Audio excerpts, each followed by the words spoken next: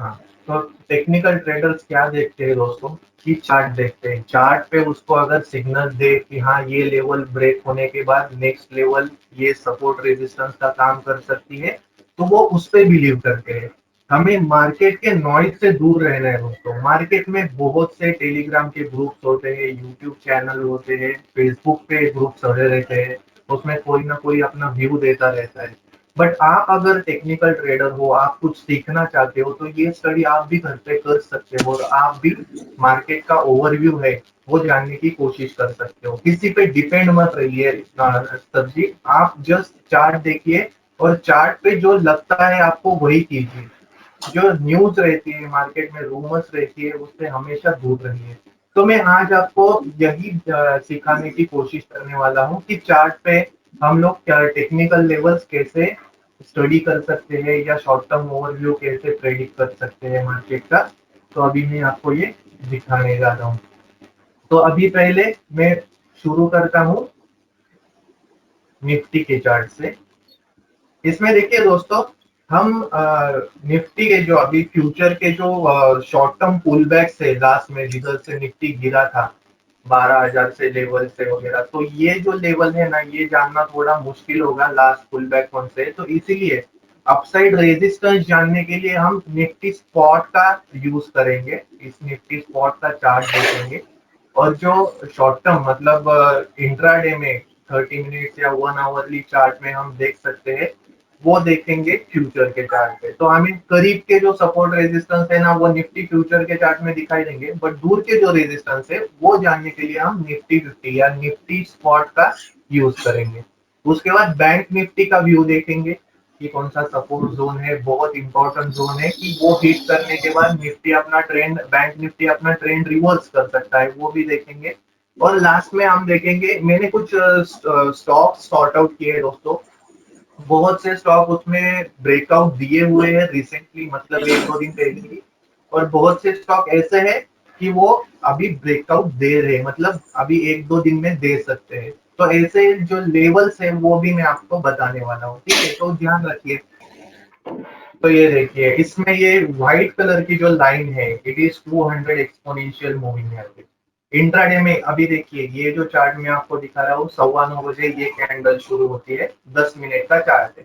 तो ओवरऑल आपको टेक्निकल का कुछ भी मालूम नहीं है ना, तो एक लाइन ये ड्रॉ करके आप जस्ट ओवरऑल ट्रेंड जो है वो मार्केट का प्रेडिक्ट कर सकते हैं। तो अगर देखिए, ये व्हाइट कलर के लाइन के ऊपर प्राइस है, तो प्राइस और ऊपर कितना भी जा सकती है, मगर ओवरऑल ट्रेंड जो है वो पॉजिटिव है। जब तक प्राइस ये लाइन के नीचे नहीं गिरती और सस्टेन नहीं होती, तब तक ट्रेंड चेंज नहीं होगा, ठीक है। तो अभी हमें पॉइंट आउट क्या कर रहा है ये लाइन, ये देखिए 9,930। तो ये लेवल है, जैसे भी मार्केट ऊपर जाता है ये लाइन इसके साथ ऊपर बढ़ती है। तो एक बात तो पक्का है, जब तक मार्केट इधर से नीचे आएगा तो इधर ये पूरा बाइंग अपॉर्चुनिटी रहेगा, इधर से ऊपर भी जा सकता है। जब मार्केट इसके नीचे जाएगा तो ही मार्केट बेयरिश हो जाएगा। तो आपको कुछ भी मालूम नहीं है तो ये लाइन ड्रॉ कीजिए और जस्ट ध्यान में रखिए ये लेवल है।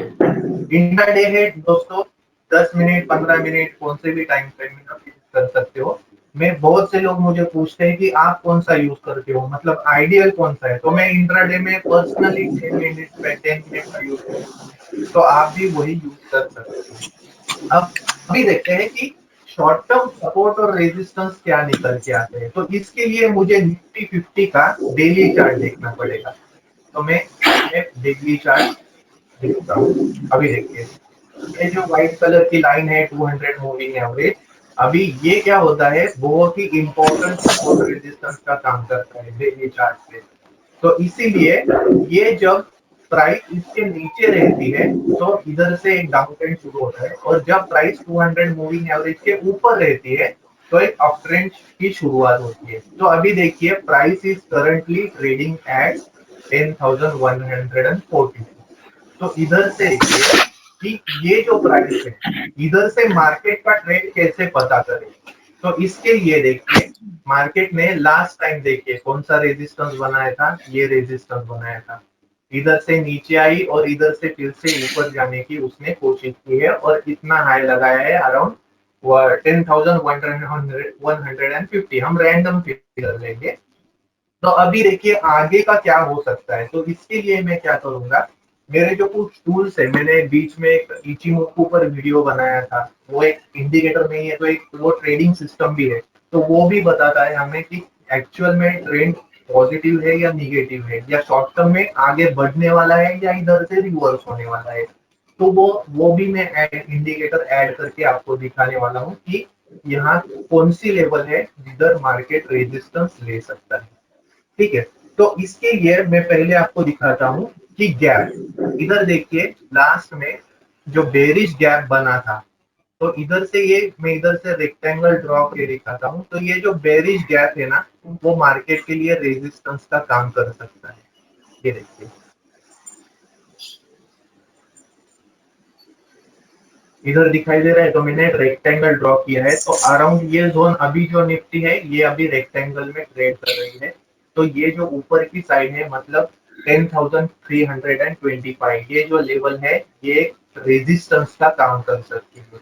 तो अगर निफ्टी स्पॉट इधर आ जाए तो इधर थोड़ा ध्यान में रखिए आप, इधर प्रॉफिट बुकिंग होके निफ्टी थोड़ा सा नीचे जा सकती है, बट ओवरऑल ट्रेंड तो पॉजिटिव है। अगर इस लेवल के ऊपर निफ्टी निकले तो मेन रेजिस्टेंस कौन सा रहेगा, तो ये रहेगा। ये कौन सा है, 200 एक्सपोनेंशियल मूविंग एवरेज का डेली रेजिस्टेंस है। तो निफ्टी फ्यूचर को 10,550 या 10,600, ये जो है वो बहुत ही क्रूशियल हर्डल है। तो बहुत से लोग क्या करेंगे कि इधर जिन्होंने भी प्राइस एक्यूमुलेट की है, बाय की है, तो वो क्या करेंगे, ये रेजिस्टेंस को अपना प्रॉफिट बुक करने की कोशिश करेंगे।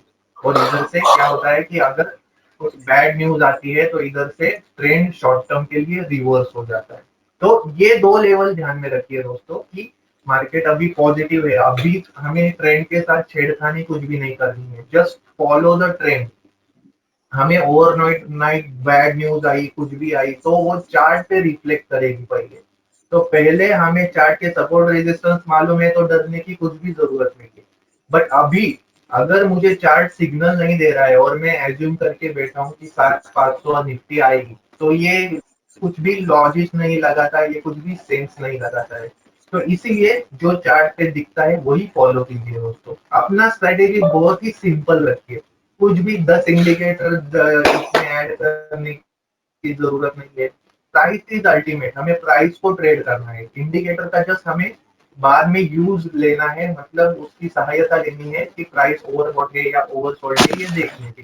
ठीक है, तो ये अभी आपको दो रेजिस्टेंस ध्यान में आए, पहला कौन सा है, 10,325 या 30, ये गैप रेजिस्टेंस है निफ्टी स्पॉट का। ठीक है, और दूसरा जो रेजिस्टेंस है वो आएगा अराउंड 10,550 का। तो ये बहुत ही क्रूशियल हर्डल रहने वाला है निफ्टी के लिए। तो अभी हम क्या करते हैं, अभी ये हो गया पोजिशनल। अभी हम पोजिशनल रेजिस्टेंस मैंने अभी दिखाए, अभी हम क्या करेंगे, निफ्टी का फ्यूचर का इंट्राडे चार्ट देखेंगे। और जो डिमांड और सप्लाई जोन है कि जिधर से निफ्टी ब्रेक होने के बाद अपना ट्रेंड रिवर्स कर सकती है, वो देखेंगे। तो मैं इसके लिए निफ्टी फ्यूचर का इंट्राडे का चार्ट आपके सामने रखता हूँ। मैं थोड़ा टाइम फ्रेम बढ़ाऊंगा दोस्तों, अभी मैं 30 मिनट का चार्ट इसमें यूज करूंगा, ताकि ये जो हिस्ट्री है, मतलब ये जो पास्ट के जो कैंडल्स है ना, वो ठीक से हमें दिखाई देंगे। तो इसमें देखिए दोस्तों, ये एक स्प्रिंग टॉप था, राइट। उसके बाद निफ्टी नीचे आई, उसके बाद ये दूसरा स्विंग टॉप लगाया। ठीक है, तो मतलब ये लेवल कौन सी है, अराउंड 9,900 की लेवल। ठीक है, उसके बाद निफ्टी ने ये हाई ब्रेक किया है और उसके बाद नया हाई लगाया है अराउंड 10,180 का, और उसके बाद फिर से ये पॉइंट है ये रिटेस्ट किया है। तो अभी हमें पता चला है कि ये जो पहले रेजिस्टेंस था, तो इधर निफ्टी सपोर्ट लेने का काम कर रही है। तो मतलब एक मैं इधर रेक्टेंगल ड्रॉ करता हूँ और आपको दिखाता हूँ, ये जब रेजिस्टेंस लेवल फिर से टेस्ट होगी तो ये सपोर्ट का काम करेगी। तो अभी देखिए आपको एक लेवल ध्यान में आई है कि जब तक प्राइस इसके ऊपर है तब तक ट्रेंड पॉजिटिव रहेगा। तो हमें सेल कब करना है, जिन्होंने इधर बाय किया है उन्होंने क्या किया है, ये सपोर्ट के नीचे स्टॉप लॉस रखा है आपने। तो 9,900 की लेवल जब डिसिसिवली ब्रेक होगी दोस्तों, तो ही आपको सेलिंग का सोचना है। तब तक जस्ट फॉलो द ट्रेंड, आपको ये बाइंग अपॉर्चुनिटी ही है। ठीक है, ध्यान रखिए लेवल पे 9,900, ये जब नीचे की तरफ ब्रेक करेगा तो ही ये निफ्टी शॉर्ट टर्म सेलिंग दिखाएगी। अगर 9,900 सपोज ब्रेक करती है तो नीचे के सपोर्ट लेवल कौन से होंगे, मैं आपको ये दिखाता हूँ। तो ये देखिए, पहले जो ये पुल बैक है, तो ये इधर से मैं सेगमेंट ड्रॉ करता हूँ, ये कौन से लेवल पे है।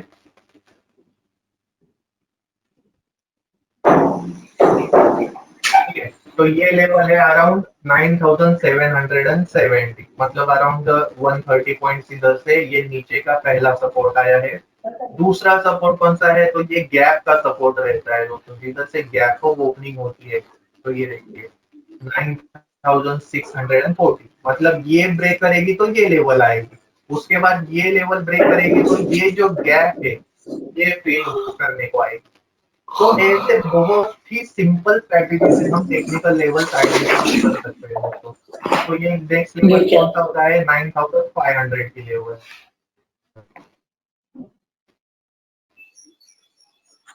तो इसमें देखिए थोड़ा सा चार्ट जूम आउट करके दिखाता हूँ।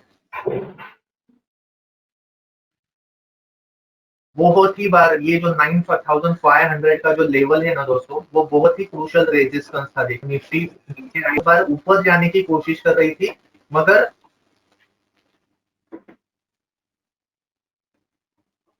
इधर निफ्टी ऊपर जाने की कोशिश कर रही थी, मगर इधर हर्डल आ रहा था, इधर से सेलिंग हो रही थी। और ये क्या हुआ है, निफ्टी लास्ट टाइम इधर आई थी और गैप अप ओपनिंग के साथ ये लेवल ब्रेक हुई है। ये जो होता है दोस्तों, गैप अप ओपनिंग का जो गैप होता है उसको बोलते हैं रन अवे गैप। मतलब प्राइस ने ऑलरेडी रन दिखाया है और एक क्रूशियल रेजिस्टेंस जो था वो गैप के साथ ब्रेक हुआ है। तो मतलब शॉर्ट टर्म में जब भी निफ्टी इधर आएगी 9,500 का बहुत ही क्रूशियल सपोर्ट रहेगा उसको। और जो शॉर्ट टर्म ट्रेंड रिवर्सल है वो 9,500 के नीचे ही हमें देखने को मिलेगा। तो ओवरऑल शॉर्ट टर्म के लिए ये जो लेवल्स है, मैंने जो सपोर्ट जोन में दिखाया है आपको, जब भी निफ्टी इधर आती है तो it will be a buying opportunity.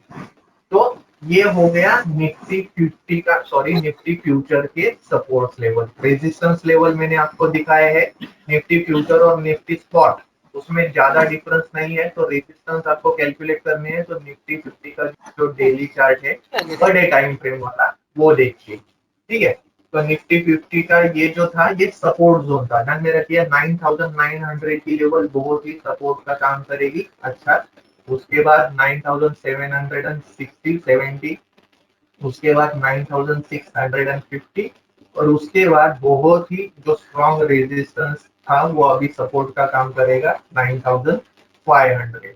तो ये लेवल निफ्टी फ्यूचर के लिए बहुत ही क्रूशियल रहने वाले हैं। अभी मैंने जो बताया आपको ओवरऑल जो ट्रेंड है, मैं आपको इचिमोको का इंडिकेटर ऐड करके दिखाता हूँ। तो इचिमोको का इंडिकेटर हमें क्या दिखाता है, ये देखिए। तो देखिए निफ्टी फ्यूचर का मैंने क्लाउड अभी ऐड किया है, तो क्लाउड का भी दिखा रहा है कि प्राइस ये क्लाउड के ऊपर है, ये चिको स्पैन भी है, ये क्लाउड के ऊपर है। अभी तो पॉजिटिव मोमेंटम है, सेल करने की कुछ भी नेसेसिटी नहीं है। कुछ भी अभी ब्लाइंडली हाई पे सेल मत कीजिए, निफ्टी और भी ऊपर जा सकती है। तो ये देखिए क्लाउड का जो रेजिस्टेंस है, सॉरी सपोर्ट है, वो भी दिखा रहा है कि 9,500 लेवल के ऊपर बहुत ही अच्छा अभी सपोर्ट बना हुआ है। और ये फ्यूचर का सपोर्ट दिखाएगा, ये अराउंड रहेगा 10,000। तो जब भी निफ्टी इधर नीचे आएगी तो निफ्टी नीचे आने के बाद चीकू स्पैन, ये जो येलो कलर की लाइन है, ये भी क्लाउड के नीचे आएगी, तब आपको सेल कंफर्मेशन मिलेगा। एकदम सिंपल, बाकी कुछ भी यूज मत कीजिए। जस्ट ये जो इचिमोको का इंडिकेटर है ना, अगर आप ये यूज करेंगे ना तो ये 10 इंडिकेटर का काम एक ही इंडिकेटर करता है। तो आप ये यूज करेंगे तो भी इनफ है। तो निफ्टी सर फ्यूचर के ये चीकू स्पैन उस पॉइंट ऑफ टाइम के क्लाउड के ऊपर होना चाहिए, करेक्ट? क्लाउड के नीचे होना चाहिए सर। जब अभी हम पॉजिटिव है, ठीक है, पॉजिटिव में आपको क्लाउड के ऊपर रखना है उसको। मतलब वो ऐसा कंडीशन देखना है जब प्राइस क्लाउड के ऊपर है और चीको स्पैन भी क्लाउड के ऊपर है। सेलिंग में आपको क्या देखना है, प्राइस क्लाउड के नीचे आती है और चीकू स्पैन भी क्लाउड के नीचे आता है। बहुत बार क्या होता है, प्राइस तो नीचे आती है मगर चीकू स्पैन है ना, वो क्लाउड के बीच में रहता है या उसके ऊपर रहता है, तो वो फेक सिग्नल मिलता है हमें। तो इसीलिए वेट कीजिए प्राइस के लिए, और दोनों भी चीकू स्पैन येलो कलर की लाइन और प्राइस दोनों क्लाउड के नीचे आने दीजिए और उसके बाद ही सिग्नल दीजिए। ठीक है, तो अभी ये हो गया निफ्टी फ्यूचर का। अभी हम देखते हैं बैंक निफ्टी के लिए कौन से लेवल्स अच्छे सपोर्ट या रेजिस्टेंस का काम कर सकते हैं। तो मैं बैंक निफ्टी फ्यूचर का चार्ट इसमें ऐड करता हूँ। ठीक है, ये 30 मिनट का चार्ट है, अभी मैं ये रिमूव कर देता हूँ क्योंकि हमें सपोर्ट और रेजिस्टेंस जानने हैं। तो देखिए दोस्तों, इधर आपको दिखाई दे रहा है कि एक बार निफ्टी ने ये जो लेवल है 20,000 की लेवल है राउंड फिगर, तो 20,000 की लेवल ये ब्रेक की थी और बहुत बार ये रिटेस्ट की थी और इधर से ही बैंक निफ्टी नीचे आई थी।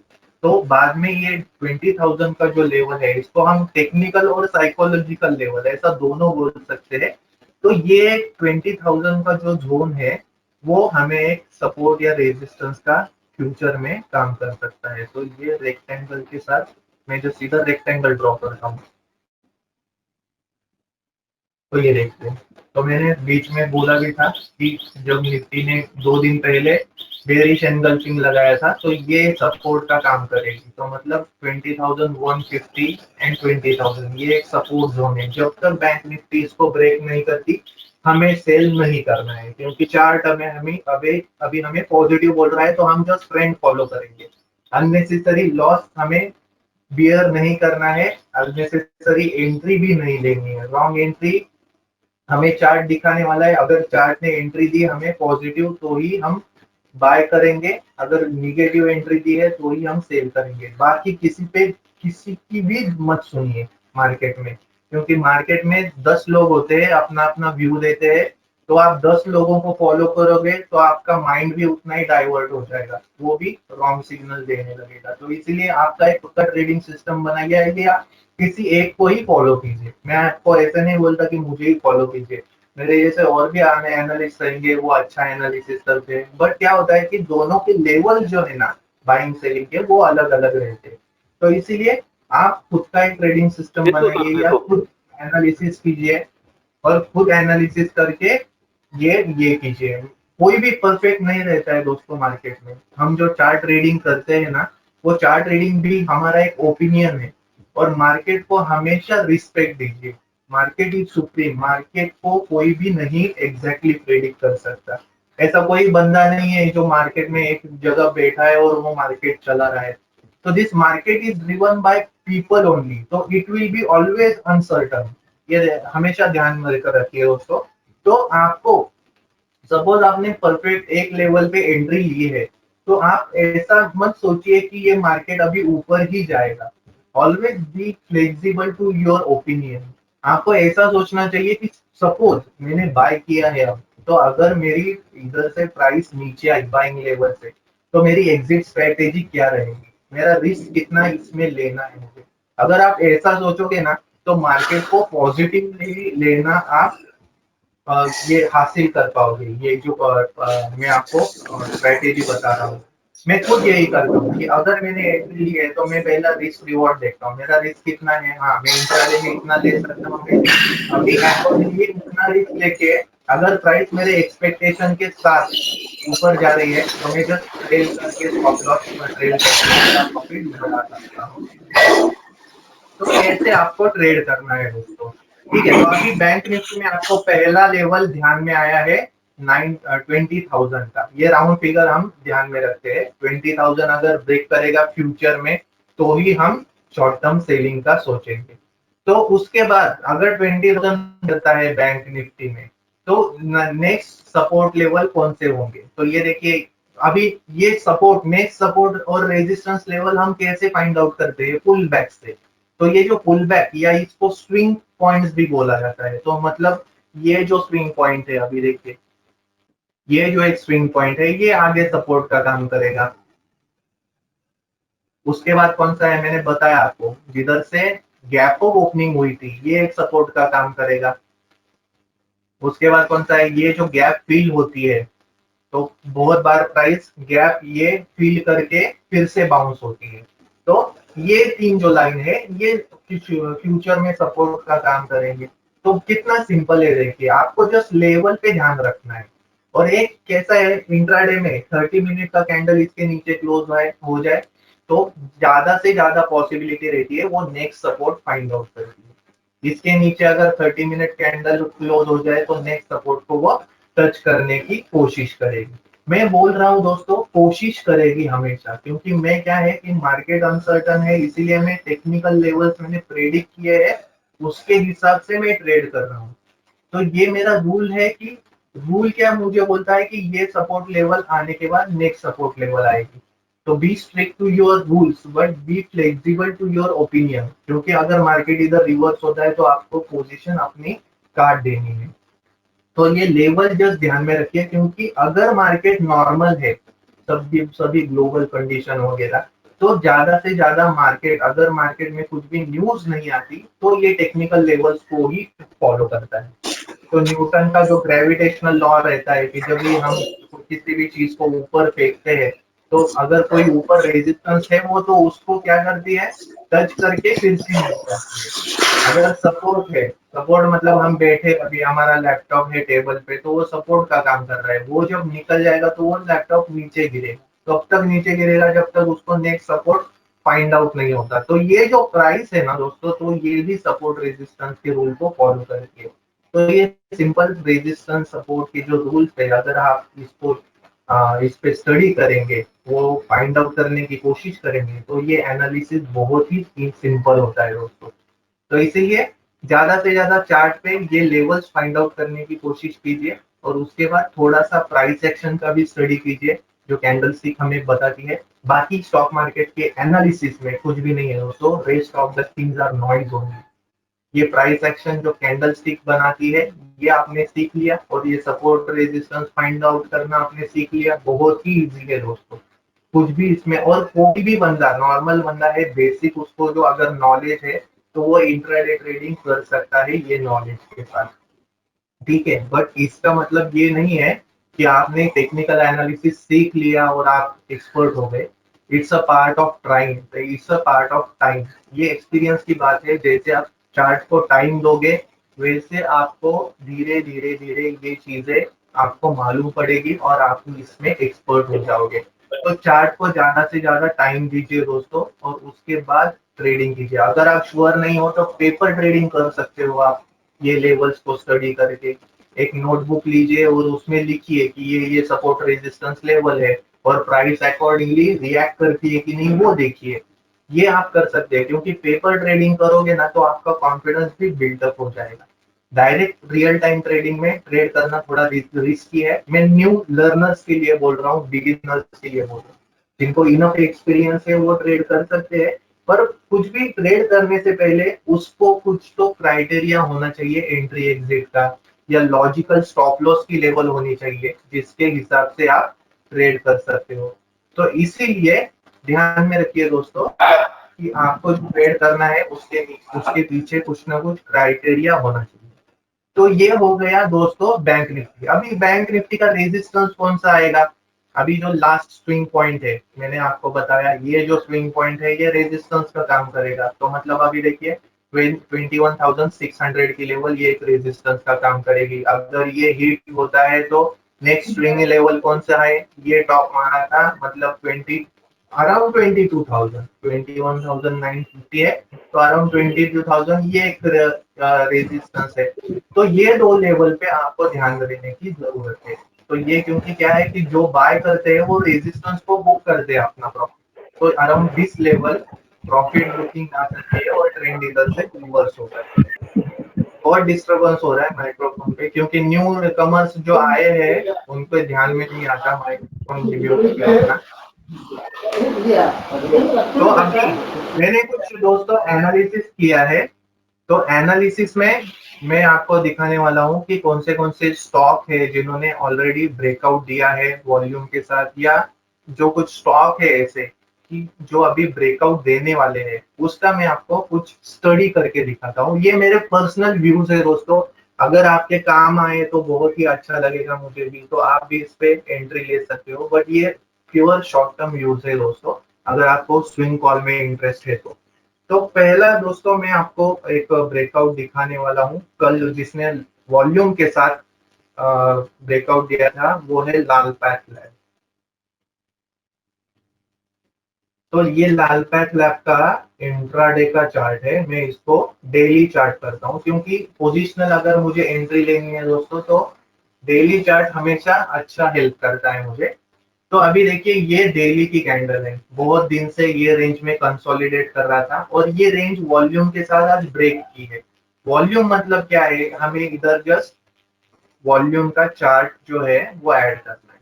देखिए मतलब लास्ट 5 दिन से अगर वॉल्यूम ज्यादा रहेगा, ये देखिए ये वॉल्यूम की कैंडल है, ये लास्ट इसमें छोटा छोटा वॉल्यूम हो रहा था और आज वॉल्यूम के साथ ये ब्रेक किया है। तो अभी मुझे इसमें क्या नजर आ रहा है देखिए, तो ये जो स्विंग पॉइंट्स है, इसको ये जो रेजिस्टेंस का काम कर रहे थे, ये भी अभी ट्रेंड लाइन के साथ इसने ब्रेक किया है। तो मैं इधर एक ट्रेंड लाइन भी ड्रॉ करके आपको दिखाता हूँ। देखा आपने, तो एक चार्ट पैटर्न होता है इन्वर्टेड हेड एंड शोल्डर वाला, तो ये लेफ्ट शोल्डर है, ये हेड है और ये राइट शोल्डर हुआ है और ये वॉल्यूम के साथ इसने ब्रेक किया है। तो किसी को भी अगर स्विंग कॉल लेना है तो अभी इसमें एंट्री ले सकता है। एक टाइम में मत एंट्री लीजिए दोस्तों, स्टॉक अगर पोजिशनल आपको लेना है, अभी हाई पे चल रहा है तो इधर से वो नीचे आएगा, थोड़ा सा एक्यूमुलेशन होगा और फिर से ऊपर जाएगा। आपने एंट्री ली है तो ऐसा नहीं है कि स्टॉक डायरेक्ट ऊपर जाएगा। तो इधर बहुत से लोग प्रॉफिट बुकिंग भी करेंगे, इधर से नीचे आएगा और इधर फिर से एक्यूमुलेशन होगा। तो अगर किसी को एंट्री लेनी है तो इस लेवल से अभी वो बाय कर सकता है। अभी आपको स्टॉप लॉस कौन सा रखना है, स्टॉप लॉस कौन सा रखना है, ये देखिए लास्ट टाइम इधर आया था तो ये जो लेवल है 1500 की लेवल है, ये आपका स्टॉप लॉस का काम करेगी। तो इसके नीचे आपको स्टॉप लॉस रखना है। और टारगेट आपको कौन से रखने हैं, तो ये जो स्विंग पॉइंट्स है, एक्चुअल में ये जो परपेंडिकुलर डिस्टेंस होता है ना, ये इधर से ऊपर टारगेट होता है। बट अगर आपका अगर शॉर्ट टर्म व्यू है तो ये जो पुल बैक्स है ना, ये आप जस्ट ज्वाइन कर, मैं इधर से ज्वाइन करके दिखाता हूँ। तो ये पुल बैक्स भी रेजिस्टेंस का काम करेंगे। तो आपका रिस्क रिवॉर्ड फॉलो करके ये जो पुल बैक्स है, इधर अराउंड आप आपका प्रॉफिट थोड़ा थोड़ा बुक कर सकते हैं।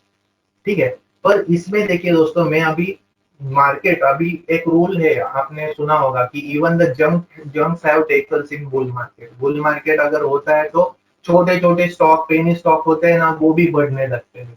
अगर बियर मार्केट आता है तो इट उसमें क्या होता है कि सभी प्राइस नीचे आती है। तो इसीलिए हमें आगे क्या होने वाला है मालूम नहीं है। मैंने ली है कि सपोज मुझे स्टॉप लॉस बड़ा लग रहा है तो मैं क्या करूंगा, अकॉर्डिंगली मेरी क्वांटिटी डिसाइड करूंगा, पर मुझे ट्रेड छोड़ना नहीं होगा। तो आप इस लेवल पे आने के लिए वेट कीजिए और इधर से एंट्री लीजिए पोजिशनल। तो पहले रिस्क अपनी डिफाइन कीजिए और उसके बाद आप स्टॉक में एंट्री लीजिए। तो ये है पहला जो स्टॉक मैंने आपको दिखाया था, वो है लाल पैथ लैब। इसमें आप ध्यान रख सकते हो, अच्छा स्टॉक है फार्मास्यूटिकल्स का। और अभी आपने देखा होगा फार्मा स्टॉक तो ऑलरेडी अच्छा परफॉर्म कर रहे हैं, तो ये भी एक अच्छा परफॉर्मर हो सकता है शॉर्ट टर्म में। ठीक है, तो उसमें मैं अभी आपको दूसरा स्टॉक दिखाने वाला हूँ, वो है डीमार्ट। डीमार्ट में भी देखिए दोस्तों क्या होगा कि इधर ऑल टाइम हाई लगाया था इसने और उसके बाद मैं ये वॉल्यूम इंडिकेटर ऑफ करता हूँ। ठीक है, ये इंडिकेटर भी ऑफ करता हूँ। ठीक है, हमें जस्ट प्राइस देखना है, इंपॉर्टेंट क्या है कि प्राइस इज इंपॉर्टेंट। तो इधर क्या हुआ था, ऑल टाइम स्विंग इसने हाई लगाया था, उसके बाद कोरोना की न्यूज आ गई, मार्केट फेल डाउन और इधर वो उसने अराउंड 1750 का लो लगाया और इधर से फिर से बाउंस हुआ। लास्ट वीक इसमें कुछ ये आया था, उसका रिजल्ट आया था क्वार्टरली, इधर प्रॉफिट बुकिंग हुआ और इधर से नीचे आया और अभी फिर से इसी लेवल पे है।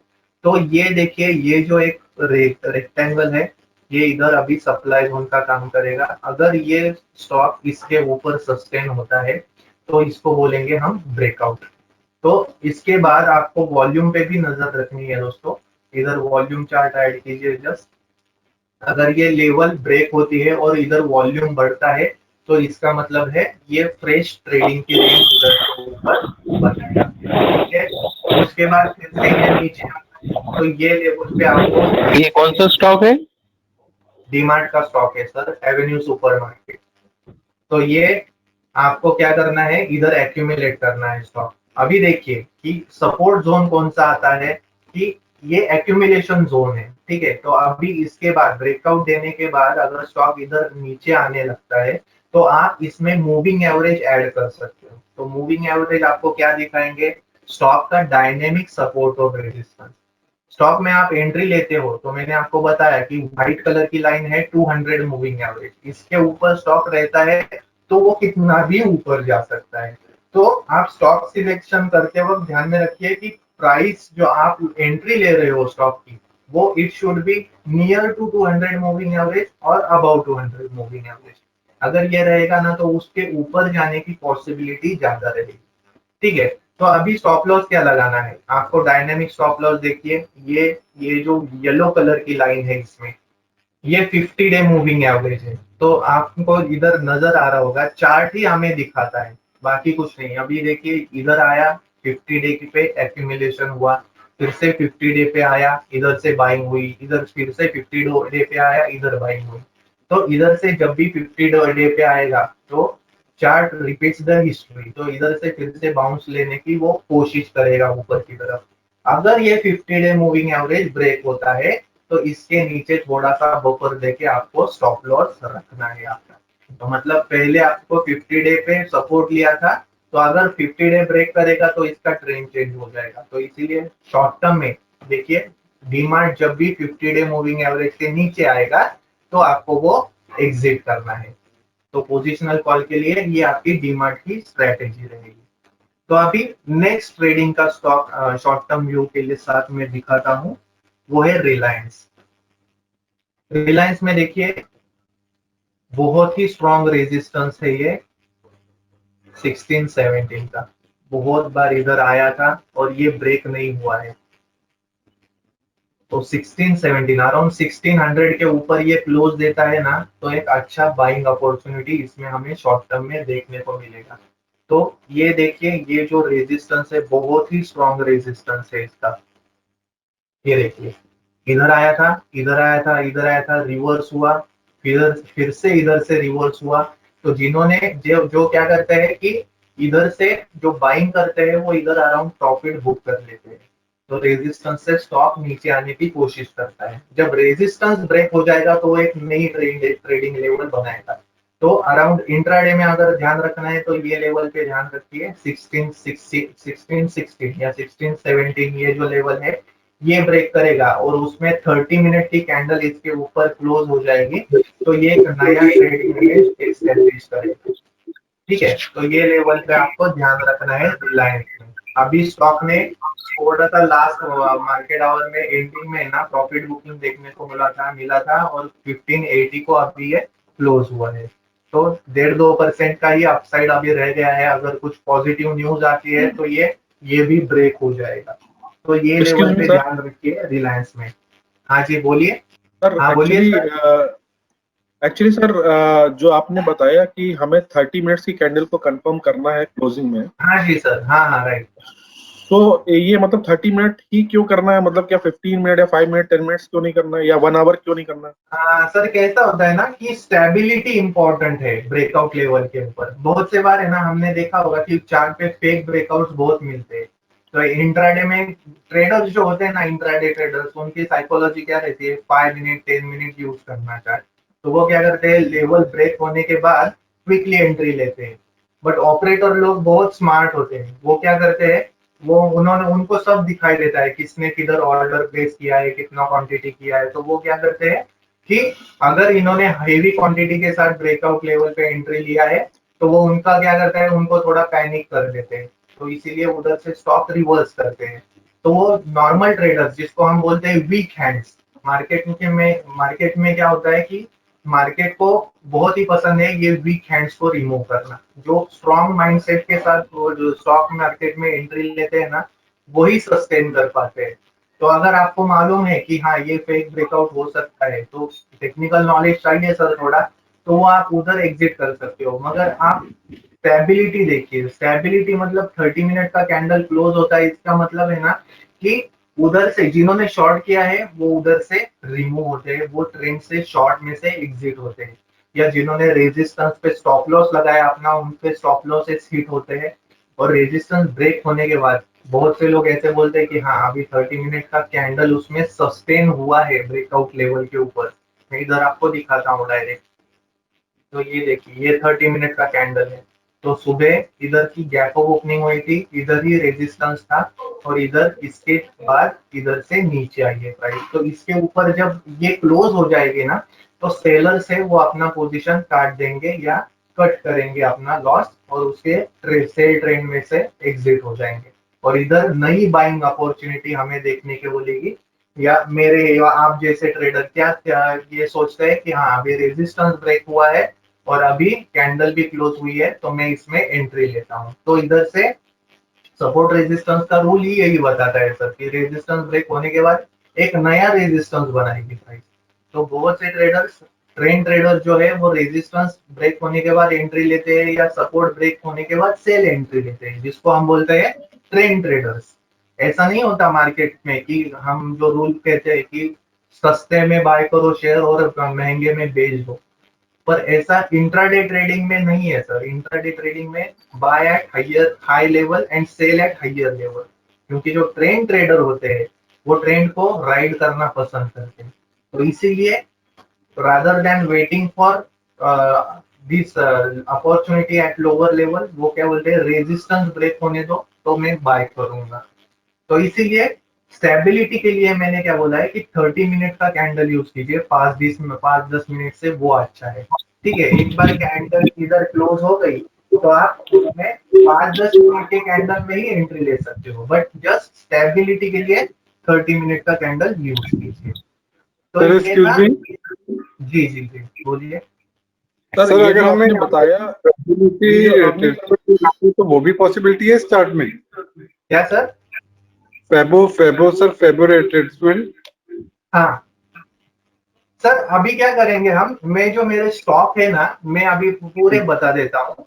तो ये ठीक है जस्ट सर। जिसको इंटरेस्टेड है वो बता दीजिए, और बाद में ये स्टॉक का एनालिसिस होने के बाद थोड़ा टाइम हम आपके क्वेश्चन आंसर जो भी है ना वो उसके लिए ही रखेंगे।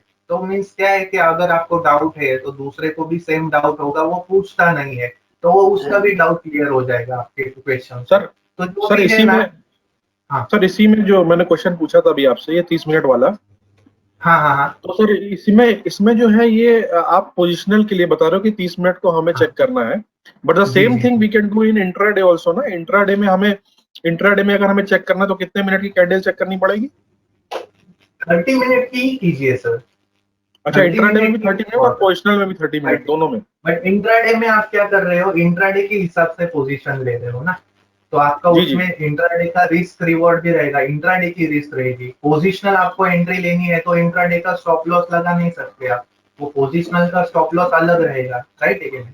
तो हाँ इसीलिए वो तो सही है। इंट्राडे के लिए, जी, तो इसीलिए आपको ऐसा नहीं करना है कि डेली टाइम फ्रेम देख के इंट्राडे में पोजीशन ली। अगर इंट्राडे हाँ में आप लेते भी हो तो भी इंट्राडे का ही पुल बैक या इंट्राडे का सपोर्ट आपको उसके लिए यूज करना है।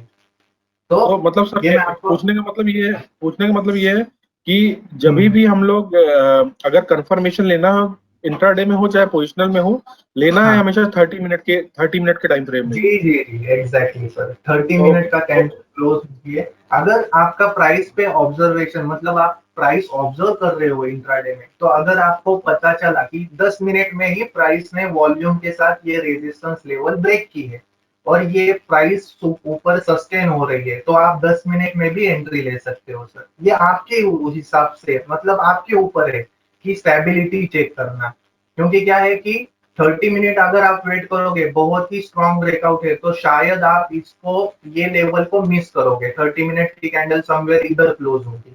तो अगर आपका इंट्राडे में ध्यान है इस लेवल पे और प्राइस इसके ऊपर सस्टेन हो रही है, तो आपको पता चलता है कि हाँ अभी ये सस्टेन हो रही है और इसके नीचे नहीं जा रही है, तो आप पहले भी एंट्री ले सकते हो। ठीक है, तो इसीलिए ये लेवल्स ध्यान में रखने हैं 30 मिनट्स के कैंडल के साथ।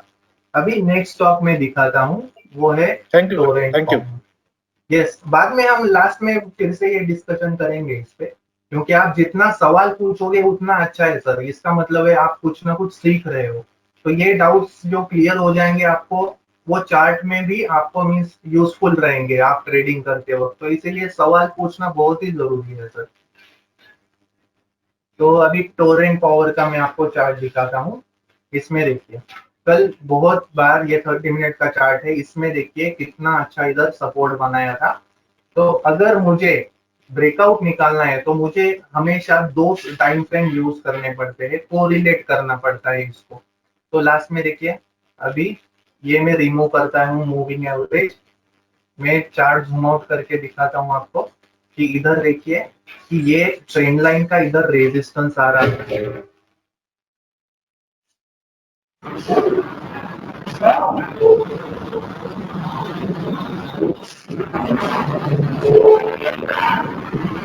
देखा आपने? तो ये रेजिस्टेंस अभी ब्रेक हुआ है। उसके बाद अभी मैं ट्रेंड लाइन रिमूव करता हूँ, अभी मुझे रेक्टेंगल ड्रॉ करना है। तो रेक्टेंगल भी मुझे वही दिखा रहा है कि ये जो एक लेवल है, ये देखिए लास्ट में इसने फेक ब्रेकआउट दिया था, देखा आपने? तो ये मल्टीपल टॉप्स इधर ब्रेक हुए पर इधर प्राइस सस्टेन नहीं हुई और इधर से फिर So, से नीचे ये रेक्टेंगल का विड्थ कैसे डिसाइड होता है? हाँ रेक्टेंगल का विड्थ मतलब ये कितना? सर ये देखिए हमें हमें करना है सर। वो अभी देखिए मैंने क्या किया है इधर कि मैं आपको फिर से दिखाता हूँ। बहुत ही सिंपल है सर। मुझे क्या करना है कि पहले दो जो स्विंग टॉप्स थे वो मैंने देखे इधर, और लास्ट में फेक ब्रेकआउट का जो स्विंग टॉप था वो देखा, तो वो जस्ट मैंने रेक्टेंगल के साथ ज्वाइन किए। ये देखिए अभी इसमें एक टॉप लिया है और दूसरा टॉप इधर लिया है। तो ये सप्लाई जोन है। तो सप्लाई जोन अभी इधर वॉल्यूम के साथ ब्रेक हुआ, मतलब वॉल्यूम क्या था, वो ब्रेकआउट लेवल कौन सी थी, 339। तो उसके ऊपर स्टॉक अभी क्लोज हुआ है। तो ब्रेकआउट देने से पहले और एक आप चीज इधर ध्यान में रख सकते हो, ब्रेकआउट देने से पहले अगर प्राइस कंसोलिडेट होती है छोटे वॉल्यूम के साथ, इसका मतलब है स्टॉक रेडी हो रहा है ब्रेकआउट देने के लिए। तो आपको स्टॉप लॉस किधर रखना है कि ये जो पुल बैक है इसके नीचे आपको शॉर्ट टर्म का स्टॉप लॉस रखना है, ठीक है? और उसके बाद एक अच्छी बाइंग अपॉर्चुनिटी इसमें आपको दिख सकती है। पर इसमें क्या कीजिए, अगर पोजीशन लेनी है तो धीरे धीरे ये स्टॉक एक्यूमुलेट कीजिए, एक ही टाइम में किसी भी स्टॉक में एंट्री मत लीजिए। अगर आप ब्रेकआउट लेवल हो, क्योंकि क्या करते हैं ब्रेकआउट ट्रेडर्स होते हैं जो इधर एंट्री लेते हैं और इधर प्रॉफिट बुक कर लेते हैं, उनको इंट्राडे में ही अच्छा प्रॉफिट मिलता है। तो इसीलिए क्या होता है कि वो इधर सेलिंग प्रेशर आता है और फिर से प्राइस नीचे आने लगती है। तो इसीलिए पोजिशनल ट्रेडर है उनको हमेशा ध्यान में रखना चाहिए कि आप एंट्री लेते वक्त आपका रिस्क कितना है, मतलब कैपिटल के हिसाब से आपका रिस्क लीजिए। एक ही स्टॉक में इन्वेस्टमेंट मत कीजिए, एटलीस्ट 3-4 स्टॉक में डाइवर्सिफाई कीजिए। क्योंकि एक स्टॉक, एक दो स्टॉक अगर मार्केट कंडीशन खराब है तो अगर स्टॉप लॉस हिट की है तो आपका जो लॉस है ना वो डाइवर्सिफाई हो जाएगा। दूसरे दो स्टॉक है वो एटलीस्ट आपको रिटर्न देके आपको आपकी पोजीशन है, आपकी जो आपका जो लॉस हो रहा है वो कम करने की कोशिश करेंगे। तो इसीलिए जो इन्वेस्टमेंट करना है आपको शॉर्ट टर्म को, वो एटलीस्ट 3-4 स्टॉक में कीजिए, ये मेरा सजेशन है। तो ये 321 के नीचे आप इसको स्विंग का आपका स्टॉप लॉस रखना है, ठीक है? तो ये टोरेंट पावर भी शॉर्ट टर्म में एक अच्छा आपको व्यू मतलब रिटर्न कमा के दे सकता है। तो अभी नेक्स्ट स्टॉक में आपको दिखाता हूँ, वो है कल भी मैंने दिया था एफडीसी, बट इसका चार्ट नहीं डाला था क्योंकि इंट्राडे में टाइम बहुत कम मिलता है दोस्तों। ये देखिए इसमें क्या हुआ था, एक इन्वर्टेड हेड एंड शोल्डर का ब्रेकआउट इधर नजर आया था, तो इसीलिए मैंने बोला था कि 259 के ऊपर ये स्टॉक रहेगा तो एक अच्छा अपमूव ये दे सकता है। तो ये एक रेजिस्टेंस लेवल की, ये देखिए left shoulder head right shoulder. तो आपको स्टॉप लॉस रखना है 245। आपने देखा होगा ग्रुप में मैंने दिया था कि 245 के नीचे आपको स्टॉप लॉस रखना है। और अभी देखिए नेक्स्ट रेजिस्टेंस लेवल, मैंने बताया था स्टॉक कभी भी अप मूव करता है तो रेजिस्टेंस लेवल के नियर इधर प्रॉफिट बुकिंग होती है।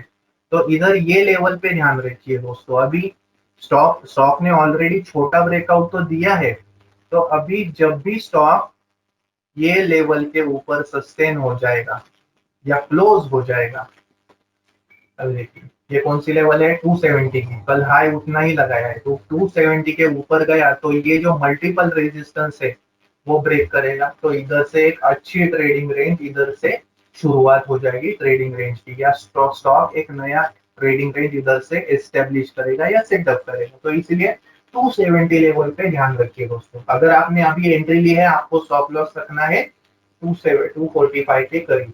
अगर ये ब्रेक होता है तो आप आपका स्टॉप लॉस ये रेक्टेंगल के नीचे लाके ट्रेल कर सकते हो।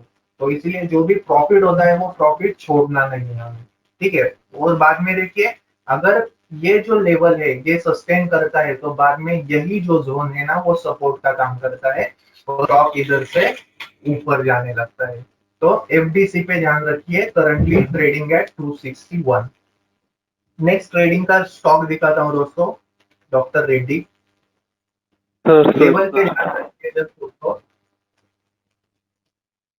इसमें मैं आपको बॉलिंजर बैंड ऐड करता हूँ। बॉलिंजर बैंड में देखिए दोस्तों, ये लास्ट स्विंग हाई था, बहुत दिन से इधर प्रॉफिट बुकिंग हुआ था और स्टॉक इधर से ऊपर गया ही नहीं है। ये देखिए, ये जो जोन है इधर नीचे आया, फिर से इधर ऊपर गया, इधर फिर से डार्क क्लाउड कवर हुआ और इधर से अभी एक्यूमुलेशन चल रहा है। अभी तक सेल सिग्नल नहीं मिला है इसको, तो इसीलिए ये जो लेवल है ना दोस्तों, अराउंड 4100, ये लेवल पे ध्यान रखिए। अगर डॉक्टर रेड्डी एक दो दिन में ये ब्रेक करता है तो एक अच्छा अपमूव दिखा सकता है शॉर्ट टर्म के लिए, ठीक है। तो इस पर अगर आपको स्टॉप लॉस रखना है तो स्टॉक जब ब्रेकआउट देता है तो पहले वाला जो लास्ट स्विंग पॉइंट रहता है, तो ये स्विंग पॉइंट है, इसके नीचे आपको स्टॉप लॉस रखना है, ठीक है। तो ये डॉक्टर रेड्डी का स्टॉक था, बहुत ही अच्छा स्टॉक है, चार्ट स्ट्रक्चर भी अच्छा है। और इधर देखिए बॉलिंजर बैंड में बहुत दिन में कंसोलिडेशन दिखाया है, तो ये कॉन्ट्रैक्ट हुए, तो जैसे भी ब्रेकआउट होगा ना ये बॉलिंजर बैंड एक्सपांड हो जाएंगे और एक अच्छा अपसाइड हमें देखने को मिलेगा। तो नेक्स्ट स्टॉक में अभी दिखाता हूँ बंधन बैंक।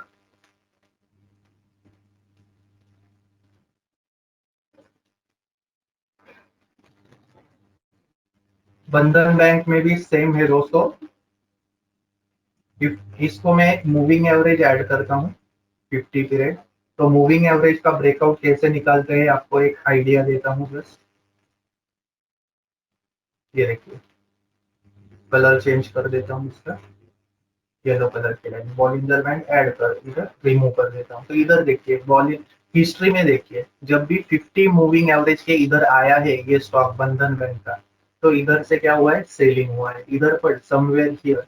एग्जैक्ट इसी लेवल पे प्राइस रिएक्ट करेगी ऐसा नहीं है, तो समवेयर हियर वो क्या करती है, रेजिस्टेंस बनाने की कोशिश करती है। अभी भी स्टॉक देखिए 50 डे मूविंग एवरेज के करीब है, तो ये हम रेजिस्टेंस जोन इधर से निकाल सकते हैं। तो ये जब भी ब्रेकआउट हो जाएगा तो मतलब मूविंग एवरेज भी ब्रेक होगा और ये मल्टीपल कैंडलस्टिक का रेजिस्टेंस है ये भी ब्रेक होगा। तो आपको शॉर्ट टर्म में ये लेवल पे ध्यान रखना है 261 टू 265। तो जब भी बंधन बैंक ये ब्रेक करेगा इसका मतलब है 50 डे मूविंग एवरेज के ऊपर ये जाएगा और उसके बाद यही मूविंग एवरेज सपोर्ट का काम करेगा। तो अगर नहीं जाता है तो आपको ट्रेड अवॉइड करना है, बट लेवल पे ध्यान रखना है आपको 265 टू 262। ये जो लेवल है ये सप्लाई जोन है, ये ब्रेक करेगा तो स्टॉक एक अच्छा ब्रेकआउट आपको दे सकता है। तो ये होता है मूविंग एवरेज का ब्रेकआउट, बट उसके लिए आपको देखना पड़ता है कि हिस्ट्री में स्टॉक ने इस मूविंग एवरेज पे रिएक्ट किया है कि नहीं, ठीक है, वो मैन्युअली आपको फाइंड आउट करना होता है। तो ये बंधन बैंक का स्टॉक है, करंटली ट्रेडिंग एट 247 लेवल, तो इस पे भी आपको ध्यान रखना है। तो लास्ट में एक दो और स्टॉक है, उसमें एक है स्टॉक वो है दीपक फर्टिलाइजर, कल मैंने इसका एनालिसिस किया था रात को। तो दीपक फर्टिलाइजर भी अच्छा स्टॉक दिख रहा है दोस्तों, ये 50 डे मूविंग एवरेज के ऊपर ही है और बहुत दिन से देखिए स्टॉक एक ही रेंज में कंसोलिडेट कर रहा है। तो ये एक रेक्टेंगल ब्रेकआउट इधर से हो सकता है, रेक्टेंगल में ड्रॉ करके दिखाता हूँ। ये देखिए, तो ये देखिए इसमें क्या हुआ है कि ऊपर की लेवल कौन सी है अराउंड 111 और नीचे की लेवल कौन सी है 96। तो इधर बहुत बार आके इधर सपोर्ट रेजिस्टेंस ये बना रहा है।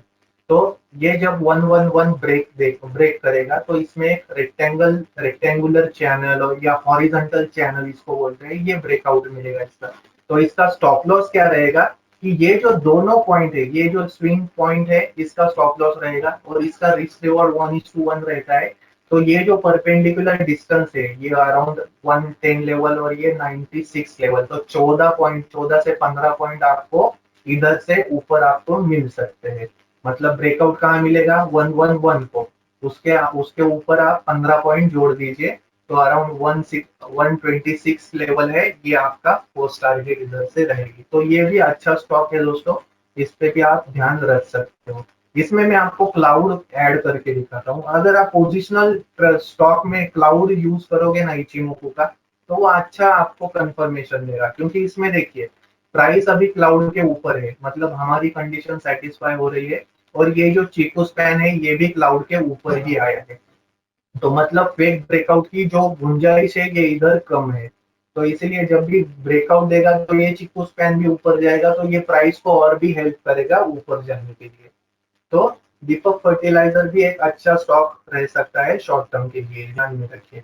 और अभी लास्ट स्टॉक मैं बताने जा रहा हूँ दोस्तों, वो है पीआई इंडस्ट्रीज, जिसने अभी रिसेंटली एक न्यूज बेस्ड फेक ब्रेकआउट दिया था और सर अभी उसमें वो एक्सक्यूज सस्पेंड मी भी सर, हो रहा है।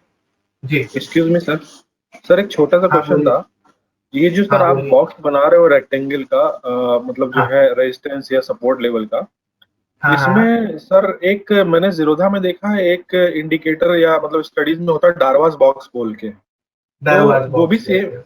वो भी सेम ही है क्या सर, कि मतलब उसको डायरेक्टली लगा के भी हम लोग कर सकते हैं क्या, कि हमको हैंड से ही ड्रॉ सर वो करना चाहिए? यूज मत कीजिए, मेरा एक ओपिनियन है इसमें, मैंने वो भी यूज किया है, बट उसमें क्या होता है कि वो रेडीमेड रहता है सिग्नल उस पे। ओके तो वो क्या ओके। करता है, जो भी हमें ऑब्जर्वेशन के साथ दिखाई देता है, जिसने जिधर प्राइस ने एक्शन दी है, प्राइस एक्शन जिधर हुई है ना सर, अकॉर्डिंगली आप वो रेक्टेंगल ड्रॉ कीजिए। तो आप ब्रेकआउट के बाद वही रेक्टेंगल सपोर्ट का काम कर सकता है। तो आप ओके जो भी रेडीमेड सिग्नल का सॉफ्टवेयर आपको मिलता है ना सर, वो यूज मत कीजिए। रेक्टेंगल एनर्जी का सॉफ्टवेयर में अगर आपको डिमांड और सप्लाई जोन दिखा रहा है, तो ये रेक्टेंगल से वो बेस्ट ड्रॉ होते हैं सर। तो वो मैन्युअली ड्रॉ कीजिए, मगर वो परफेक्ट ड्रॉ हो जाएंगे सर। वो आपको क्लियर दिखाएंगे कि सप्लाई जोन कौन सा है, डिमांड जोन कौन सा है। तो इसमें देखिए मैंने आपको बताया कि प्राइस का क्लोजिंग भी बहुत इंपॉर्टेंट है ब्रेकआउट लेवल के ऊपर। तो ये देखिए, तो ये एक रेजिस्टेंस था इचिमोकू में, डिलीट करता हूँ क्लैरिटी के लिए। तो ये देखिए इसमें क्या है कि लेफ्ट शोल्डर है, हेड है, राइट शोल्डर है। अभी इधर ये ब्रेकआउट दे रहा है। पीआई इंडस्ट्रीज बहुत ही अच्छा स्टॉक है दोस्तों, फंडामेंटली भी कंपनी अच्छी है और टेक्निकली भी चार्ट सुपर है। तो इसमें देखिए सप्लाई जोन कौन सा है, 1590, और ये ऊपर की लेवल है 1630। तो ये जो बैंड है इधर से बहुत बार स्टॉक रिवर्स हुआ है। तो लास्ट टाइम इधर फेक ब्रेकआउट दिया था, बट नीचे गया, फिर से एक्यूमुलेशन हुआ और ऊपर आया। तो अभी ये ब्रेकआउट लेवल के करीब है। तो ये जब भी ये रेक्टेंगल के ऊपर जाता है 1630 के ऊपर, एक अच्छी अपॉर्चुनिटी रहेगी। और आपको स्टॉप लॉस रखना है लास्ट स्विंग आएगा, तो वो रहेगा अराउंड 1530 या 1525, क्योंकि इधर एक्यूमुलेशन हुआ है ब्रेकआउट से पहले। तो इधर से ऊपर एक अच्छा शॉर्ट टर्म का ब्रेकआउट मिल सकता है पीआई इंडस्ट्रीज में। इस पे ध्यान रखिए। कल मैंने ग्रुप में भी दिया था मार्केट एंडिंग में, जब ये ब्रेकआउट दे रहा था, तो उसमें मैंने क्लियरली लिखा था स्टॉप लॉस आपको ये रखना है। तो स्टॉप लॉस क्या है, एक टेक्निकल लेवल चाहिए दोस्तों, मतलब आपको रैंडम स्टॉप लॉस नहीं रखना है कि वो हिट हो जाएगा और उसके बाद स्टॉक फिर से ऊपर जाएगा। तो स्टॉप लॉस बड़ा होगा तो भी चलेगा, मगर it should be a technical level. वो हिट होने के बाद मैक्सिमम पॉसिबिलिटी होनी चाहिए ट्रेंड रिवर्सल की। तो एक्सक्यूज मी सर, आपको एक जी जी जी। सर आप कभी कभी अपने उस पे बोलते हो टेलीग्राम पे कि हाँ volume started buzzing in this stock. हाँ सर, हाँ सर, हाँ सर। तो सर जैसे इसमें पीआई इंडस्ट्री में आप एग्जांपल दे सकते हो क्या, मतलब वॉल्यूम के हिसाब से हम कैसे बता सकते हैं कि हाँ अब ये ब्रेकआउट करने वाला है? हाँ सर, देखिए उसके लिए ना इंट्राडे का चार्ट देखना इम्पोर्टेंट है, और इंट्राडे के साथ वॉल्यूम इंडिकेटर यूज करना इम्पोर्टेंट है। अभी सपोज मैं इसका इंट्राडे चार्ट दिखाता हूँ। तो ये इंट्राडे का चार्ट है, ठीक है। तो इधर मैंने वॉल्यूम इंडिकेटर ऐड किया। तो वॉल्यूम इंडिकेटर क्या दिखा रहा है कि एक नया पार्टिसिपेशन हो रहा है ट्रेडर्स का, जब भी रेजिस्टेंस लेवल ब्रेक हो रही है तो ये देखिए नॉर्मल एवरेज वॉल्यूम किधर है, इधर बहुत ही कम है, बट इंट्राडे में इधर दिखाई दे रहा है कि बहुत ही बड़ी बड़ी कैंडल्स इधर देखने को मिल रही है, मतलब वॉल्यूम बढ़ रहा है स्टॉक में। तो कौन सी भी सपोर्ट रेजिस्टेंस लेवल जब वॉल्यूम के साथ ब्रेक होती है ना, तो इसका मतलब है इंट्राडे ट्रेडर भी अपनी पोजीशन बना रहे हैं, और उसके बाद डिलीवरी, इसमें डिलीवरी भी हो रही है, मतलब लोग बाय कर रहे हैं पोजिशनल या स्विंग ट्रेडिंग के लिए, मतलब जिसमें कोई भी टेक्निकल लेवल ब्रेक होती है। अभी चार्ट ब्रेकआउट में एक टेक्निकल लेवल रहती है जो ब्रेक होती है वॉल्यूम के साथ, ये देखिए। तो इसमें देखिए मैंने जो इंडिगो का चार्ट दिया था वो सिमेट्रिकल ट्रायंगल था, और वॉल्यूम के साथ वो इंट्राडे में बढ़ रहा है, मतलब इधर लोग पोजीशन बना रहे हैं, ये देखिए इधर वॉल्यूम देखिए, पोजिशनल के लिए है, स्विंग ट्रेडिंग के लिए इधर पोजिशनल बना रहे, ये इंट्राडे रेंज गई अभी, इधर ये दिखने को नहीं मिलेगी जल्दी।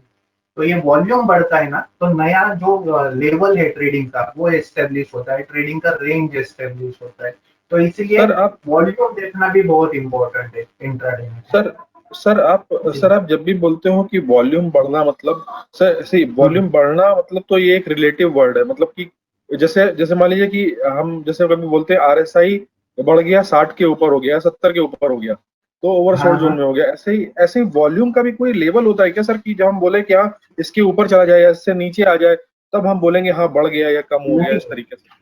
नहीं, वॉल्यूम इंडिकेटर जो है ना वो बाकी के जो ऑसिलेटर्स वगैरह है ना उससे डिफरेंट है सर, वो जस्ट हमें दिखाता है कि कहाँ ट्रेडर्स का पार्टिसिपेशन, भले वो पॉजिटिव हो या निगेटिव हो, वो बढ़ रहा है। तो कोई भी सपोर्ट रेजिस्टेंस लेवल वॉल्यूम के साथ ब्रेक होती है, इसका मतलब क्या है कि आपको इंट्राडे ट्रेडिंग में कंफर्मेशन मिलता है कि ये स्टॉक और भी बढ़ने वाला है, या वो रेजिस्टेंस लेवल के ऊपर या सपोर्ट के लेवल के नीचे वो स्टॉक और भी गिरने वाला है। तो इसलिए वॉल्यूम इंडिकेटर का ऐसा लेवल नहीं है कि इतना हो गया अभी, अभी इसमें सपोज एक एक कितना है ये 1.30 मिलियन का ये जो एक ये कैंडल है वॉल्यूम का, मतलब उधर से स्टॉक नीचे आएगा, ऐसा हम कुछ भी कह नहीं सकते सर। वॉल्यूम जस्ट हमें प्राइस को सपोर्ट देने के लिए यूज करना है, बाकी इतना वॉल्यूम होने के बाद प्राइस नीचे आएगी या इतना वॉल्यूम होने के बाद प्राइस ऊपर जाएगी, ये इसका क्राइटेरिया नहीं है सर वॉल्यूम का।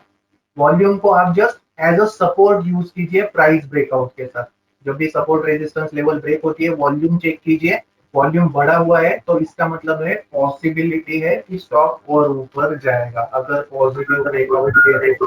मैं ऑलवेज इधर कह रहा हूँ पॉसिबिलिटी है। वॉल्यूम माइक्रोफोन म्यूट कीजिए, ठीक है। तो ये जो होता है ये होता है प्राइस। देखिए कैसा होता है कि प्राइस वॉल्यूम ये बहुत ही इंपॉर्टेंट है इंट्राडे ट्रेडिंग में। प्राइस वॉल्यूम ब्रेकआउट, इसका मतलब है जब भी प्राइस बढ़ती है उसके साथ वॉल्यूम भी बढ़ता है ना, तो उसको बोलते हैं हम प्राइस और वॉल्यूम ब्रेकआउट। तो वो टाइमिंग पे मैच करता है सर, प्राइस तो बढ़ती रहती है बट एक लेवल रहता है, वो लेवल ब्रेक होने के बाद वॉल्यूम भी बढ़ता है और प्राइस भी बढ़ती है, तो उसको बोलते हैं प्राइस वॉल्यूम ब्रेकआउट। तो वो कभी भी नहीं हो सकता, उसमें एक लेवल रहती है पर्टिकुलर। अभी आप रिलायंस पे ध्यान दीजिए कि हमने जो एक ब्रेकआउट लेवल इस पे निकाली है रिलायंस की, जो मैंने बताया आपको, तो इधर ये जो 16-17 की जो लेवल है रेजिस्टेंस, तो ये जब भी ब्रेक होगी आप वॉल्यूम चार्ट भी यूज कीजिए, उसमें आपको वो देखने को मिलेगा इंक्रीज इन वॉल्यूम, क्योंकि उधर न्यू पार्टिसिपेशन होगा ट्रेडर्स का। तो ब्रेकआउट का रूल ही यही होता है कि जब भी एक स्ट्रॉन्ग सपोर्ट या रेजिस्टेंस लेवल ब्रेक होती है, you can notice increase in volume. तो ये कुछ 9-10 स्टॉक मैंने सॉर्ट आउट किए थे दोस्तों कि पोजिशनल ट्रेडिंग के लिए ये अच्छा रिटर्न दे सकते हैं। अगर आप इस पे ध्यान रखोगे तो आपको एक अच्छी अपॉर्चुनिटी मिल सकती है शॉर्ट टर्म के लिए। तो ये आज का सेशन मैंने आपको एक क्विक एकदम सिंपल वर्ड्स में बताने की कोशिश की है दोस्तों। होप मुझे आपको ये लेवल्स अच्छे लगे हैं। अगर अभी आपको कुछ भी डाउट्स है ना ट्रेडिंग रिलेटेड या मूविंग एवरेज या इंडिकेटर रिलेटेड, तो आप वन बाय वन पूछ सकते हो, हम उस पर डिस्कशन करेंगे। Excuse me, sir. जी सर, बोलिए। सर कल आपने टेलीग्राम पे जो यूबीएल का चार्ट दिया था, एक बार उसको खोलेंगे आप? ब्रेकआउट का जो आपने मैसेज दिया था, वो कहाँ पे इंडिकेशन होता है ब्रेकआउट के लिए? हाँ सर, मैंने चार्ट पे तो नहीं दिया, चार्ट नहीं डाला था उसका, मैंने जस्ट बोला था कि ये हाँ जी, हाँ ब्रेकआउट जी लेवल सर। है, ठीक है। तो सर ये हमें पोजीशनल भी पता लग सकता है क्या, ये हाँ इंट्रा सर, में भी पता लग? जी जी जी, अगर ये देखिए, अगर आप हायर टाइम फ्रेम में शिफ्ट होते हैं हो ना सर, तो आपको अगर हायर टाइम फ्रेम में भी ये कुछ मल्टीपल रेजिस्टेंस ब्रेक कर रहा है, तो इसका मतलब है ये ब्रेक, मतलब ये पोजिशनल के लिए भी तैयार हो रहा है स्टॉक, इंट्राडे के लिए ही नहीं बढ़ेगा, पोजिशनल भी में भी अच्छा रिटर्न देगा। तो ये देखिए, ये बहुत दिन से ये लेवल ब्रेक नहीं की थी, एक ही रेंज में कंसोलिडेट हो रहा था। तो ये जो लेवल थी अराउंड 990 लेवल या 1000 लेवल, ये इंट्राडे में उसने ब्रेक की इधर। तो इधर मैं आपको पहले डेली टाइम फ्रेम, मतलब बड़ी टाइम फ्रेम में रेक्टेंगल ड्रॉ करके दिखाता हूँ, आपको ये पिक्चर क्लियर हो जाएगा। सिंपल होता है सर एकदम। ये देखिए, ये रेजिस्टेंस लेवल है, मीन्स बहुत दिन से मैं भी ट्रैक कर रहा था इसको। ये रेजिस्टेंस लेवल, अभी इंट्राडे का चार्ट खोलता हूँ मैं, तो इंट्राडे में देखिए, ये जो 990 1000 की लेवल है, इधर ब्रेक हुई। तो अभी इसमें मैं वॉल्यूम चार्ट ऐड करता हूँ।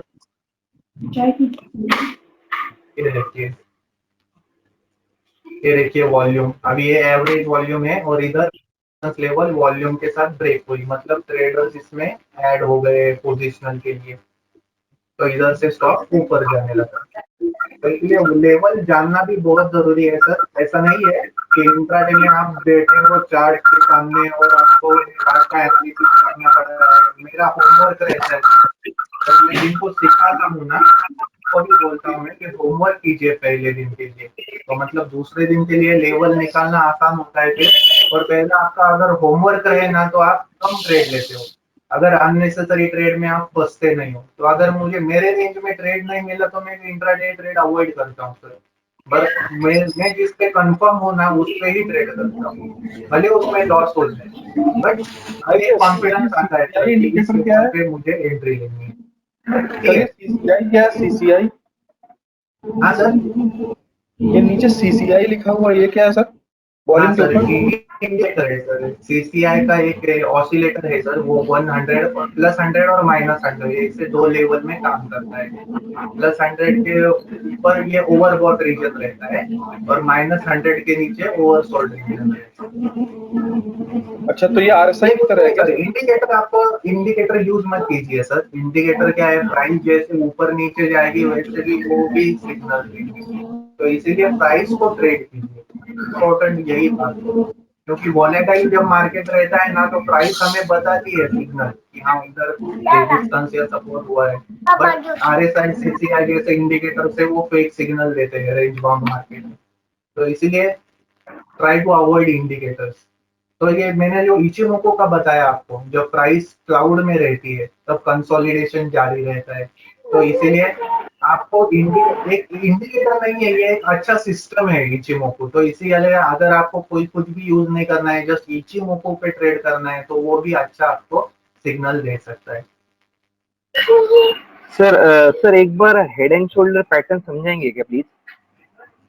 Head and shoulder sir pattern मैंने जो पहले आपको दिखाया था का।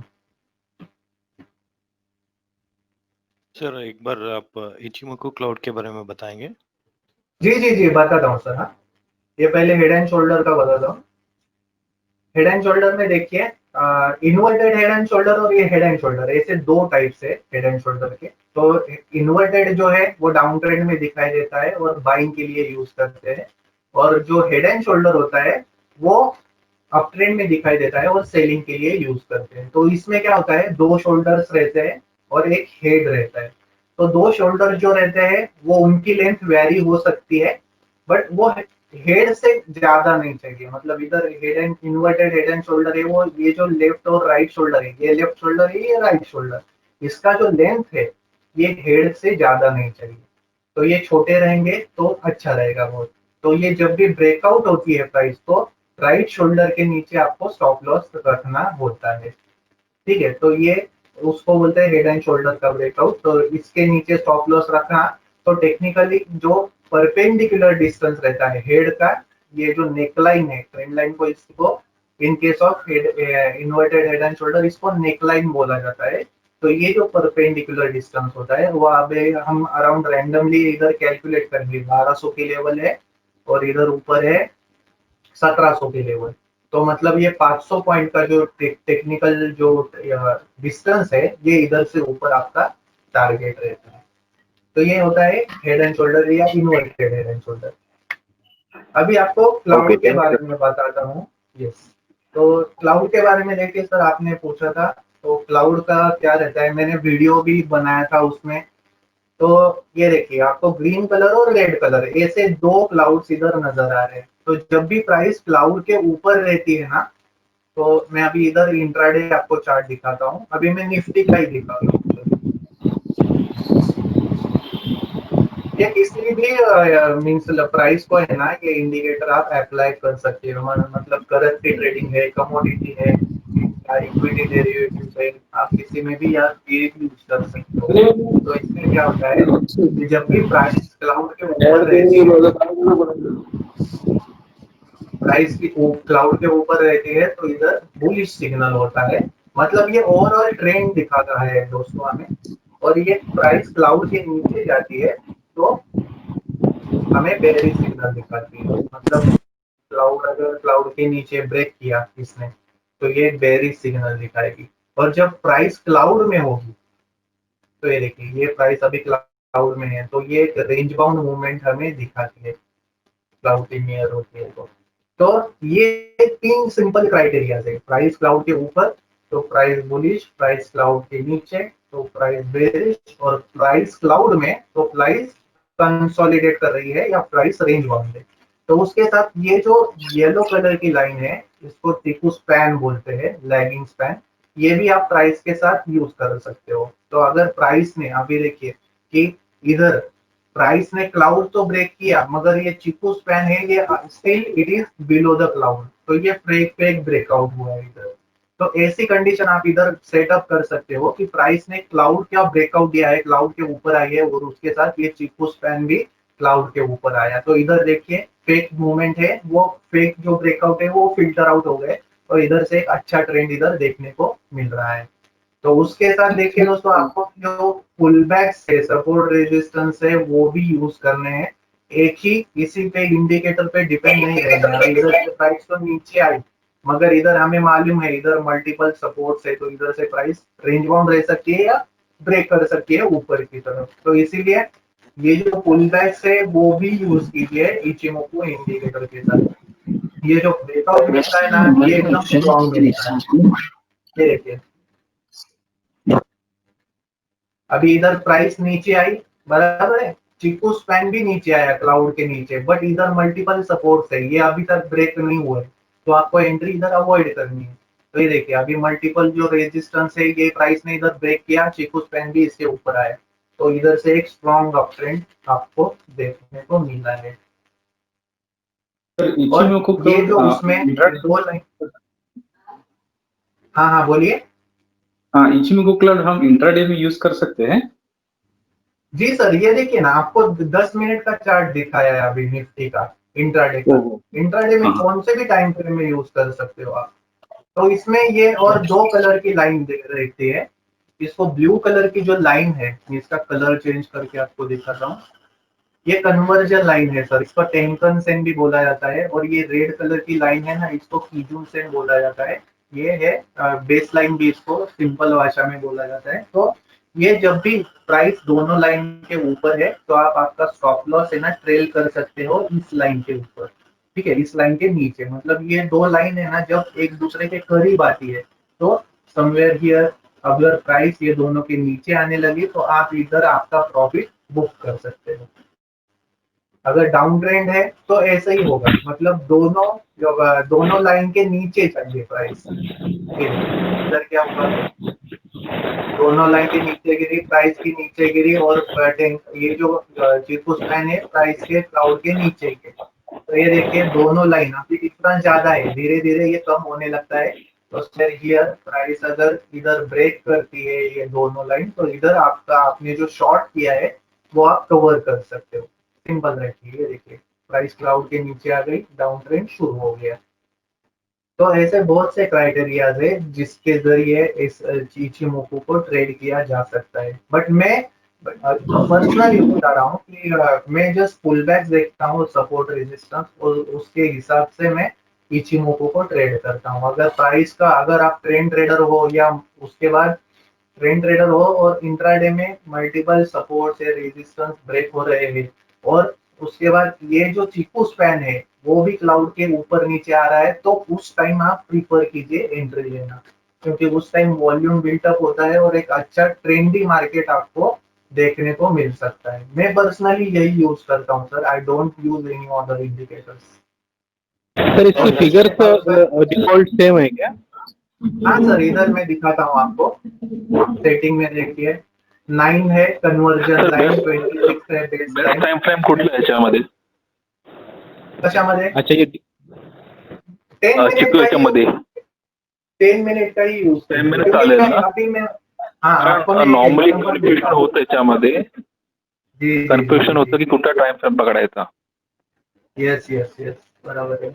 बहुत से लोग मुझे पूछते हैं टाइम फ्रेम कौन सा यूज करना है आइडियल। वैसे क्या होता है दोस्तों कि इसमें ना 10 मिनट का आप इंट्राडे में यूज कर सकते हो, 5 मिनट का भी कर सकते हो, बट उसमें क्या रहेगा, जितना आप छोटे टाइम फ्रेम में शिफ्ट होगे ना उतना वो वोलेटिलिटी ज्यादा रहेगा और फेक सिग्नल्स भी ज्यादा रहेंगे। तो इसीलिए अच्छा है 10 मिनट या 15 मिनट आप यूज करो। 10 मिनट आइडियल है सर, उसमें आप यूज करके प्रॉफिट अच्छा कमा सकते हो, क्योंकि 5 मिनट का या 3 मिनट में भी ये इंडिकेटर सिग्नल देता है। तो इसमें क्या होता है 3 मिनट में अप एंड डाउन जो होते हैं, मूव्स रहते हैं ना, वो बहुत रहते हैं, तो वो आपका ट्रेडर का इंट्राडे का माइंड डाइवर्ट कर सकता है। तो इसीलिए एक ही टाइम फ्रेम रखिए। अगर 3 मिनट का आप रख रहे हो और आपको क्लाउड ब्रेकआउट मिल रहा है सपोज इधर, तो आपका क्या रहेगा, स्टॉप लॉस छोटा रहेगा और टारगेट भी छोटा रहेगा। तो इसमें क्या, क्योंकि प्राइस फ्लक्चुएट उतना रहेगी ना, नीचे भी उतना ही क्विक आएगी। जितना आप हाइयर टाइम फ्रेम में शिफ्ट हो जाओगे ना सर, उतना आपको स्टेडी ब्रेकआउट मिलेगा, मतलब कम ब्रेकआउट मिलेंगे बट स्टॉप लॉस की एक फिक्स लेवल मिलेगी और टारगेट भी बड़ा मिलेगा। तो ये टाइम फ्रेम पे मैटर करता है, आप स्विंग ट्रेडर हो या इंट्राडे ट्रेडर हो। इंट्राडे ट्रेडर 5-10 मिनट का यूज करते हैं उनके ट्रेडिंग स्टाइल के हिसाब से। अगर कोई स्विंग ट्रेडर है वो 30 मिनट का यूज करता है, कोई आवरली यूज करता है। तो जितना हाइयर, मतलब पोजिशनल अगर कॉल ले रहे हो तो हाइयर टाइम फ्रेम में शिफ्ट होना ही बहुत अच्छा है। ठीक है, और किसी का डाउट है? तर मला एक तरी सर इंट्राडे स्टॉक्स देखा लेकिन पहले कैसे मतलब करना? Stop loss, trading stop loss कसं लावणार? One by one trading stop loss चार्टवरती कसं लावणार? ट्रेडिंग स्टॉप लॉस अगर लगाना है ट्रेडिंग आपको तो चार्टवरती मैंने कसं बताया। लावणार? जी जी जी, मैं बता रहा हूँ आपको। मैंने लास्ट में जो वीडियो बनाया था ना, तो आपका ट्रेडिंग स्टॉप लॉस के लिए पहले आपका ऑर्डर एक एग्जीक्यूट होना बड़ा ये है, मतलब मस्ट है। सपोज आपने इधर बाइंग एंट्री ली है, ठीक है, तो ट्रेडिंग स्टॉप लॉस क्या होना चाहिए, that should be a strong support और रेजिस्टेंस लेवल। तो मतलब आपने इधर लिया और इसके नीचे स्टॉप लॉस लगाया इंट्राडे में, तो वो हिट हो जाएगा और प्राइस ऊपर जाएगी। मगर अगर आप एक पुलबैक है लास्ट स्विंग पॉइंट है, उसके हिसाब से स्टॉप लॉस लगाओगे तो वो हिट होने के चांसेस बहुत कम रहते हैं। तो अभी ये अप ट्रेंड है, देखिए अप ट्रेंड में प्राइस इधर चल रही है, लास्ट स्विंग पॉइंट कौन से है ये, तो ये है ये, तो इसके नीचे आपको स्टॉप लॉस लेना है। ठीक है, एक्सक्यूज मी सर, अगर ये आप यूज नहीं करते हो। हाँ जी बोलिए। एक्सक्यूज मी सर, हाँ बोलिए एक्सक्यूज मी सर, हाँ बोलिए सर, सुन रहा हूँ। सर एक बार फेबो की ट्रेडमेंट बताएंगे इंट्रा के चार्ट पे कैसे यूज कर सकते हैं हम? हाँ बताता हूँ सर, एक 2 मिनट दीजिए। किसका आवाज आ रहा है इतना यार? बस अपना माइक्रोफोन है ना, माइक्रोफोन म्यूट पे रखेंगे। अगर आपके क्वेरीज है ना तो ही माइक्रोफोन आपका ऑन कीजिए, तब चलेगा, नहीं तो अननेसेसरी डिस्टर्बेंस होता है। तो मैं अभी दिखाता हूँ पहले कि स्टॉप लॉस ट्रेल करने के कौन से तरीके हैं।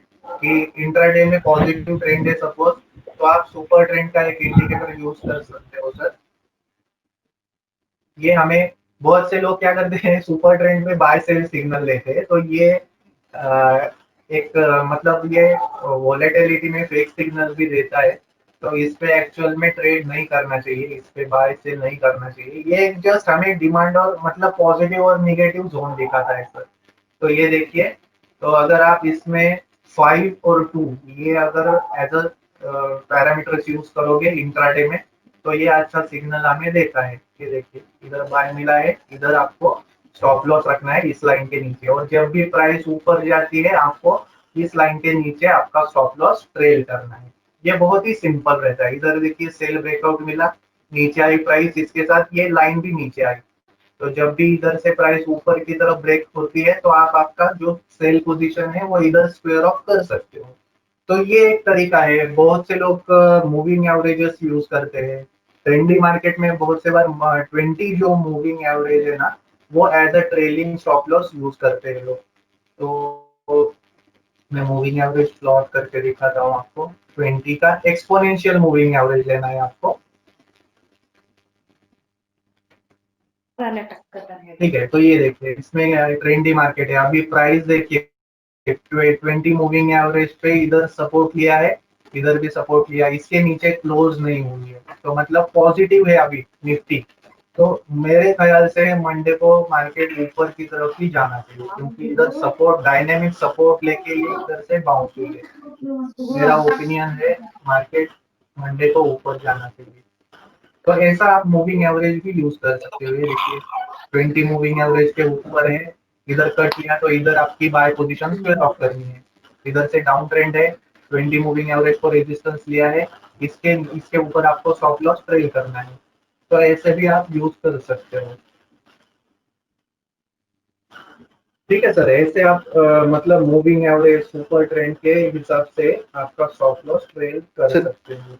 इचिमोको में सर इंट्राडे में सिलेक्शन एक दिन पहले कैसे करना है? इंट्राडे के स्टॉक अगर सिलेक्ट करना है कुछ एक दो स्टॉक, तो पहले एक दिन पहले किससे होमवर्क करना? हाँ सर, ये बहुत अच्छा क्वेश्चन पूछा आपने, बहुत से लोगों का रहता है। सिंपल आपको टेक्निक बताता हूँ सर। ये जो वेबसाइट है ना, रेडिट मनी, इस पे जाइए। Okay, redditmoney.com।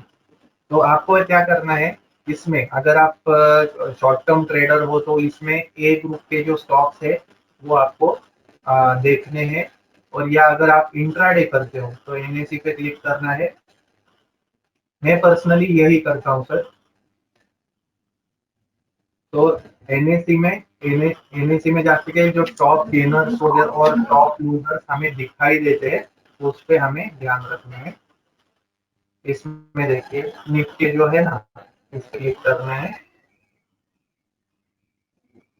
तो ये देखिए इंट्राडे में ये बॉक्स है, इसने के साथ बढ़त दिखाई है या यूजर्स में ये नीचे आए, तो ये जो स्टॉक है ना, ये हमें चार्ट पे देखने हैं सर।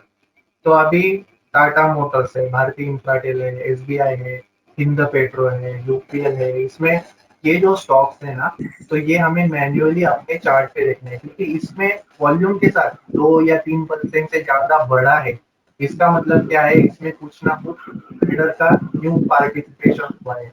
जनरली क्या होता है, इंट्राडे में हम एवरेज जो मूवमेंट देखते हैं वो 1 से 2% की देखते हैं।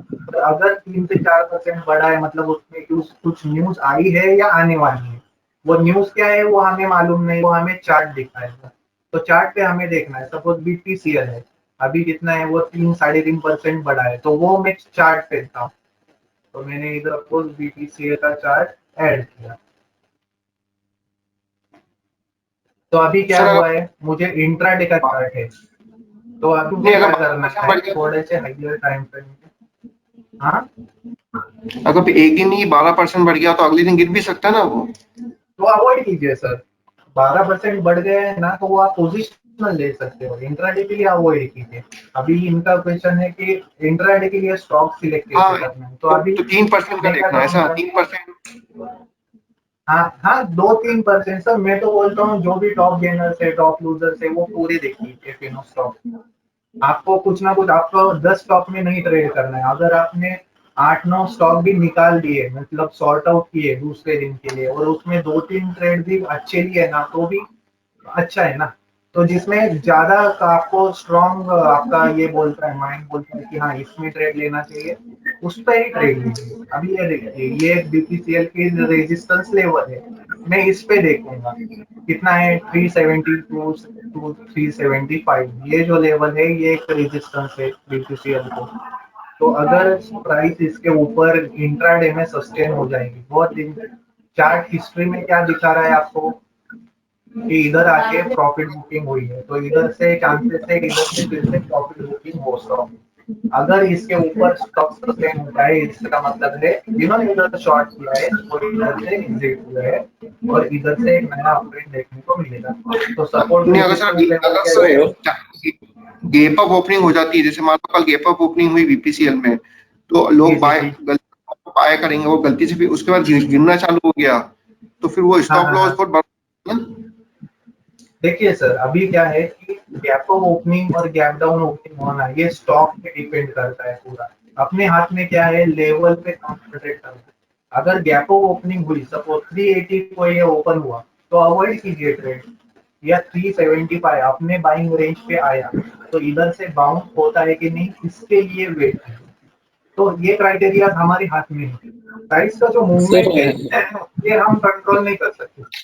अभी हमारे हाथ एग्जांपल के तौर पे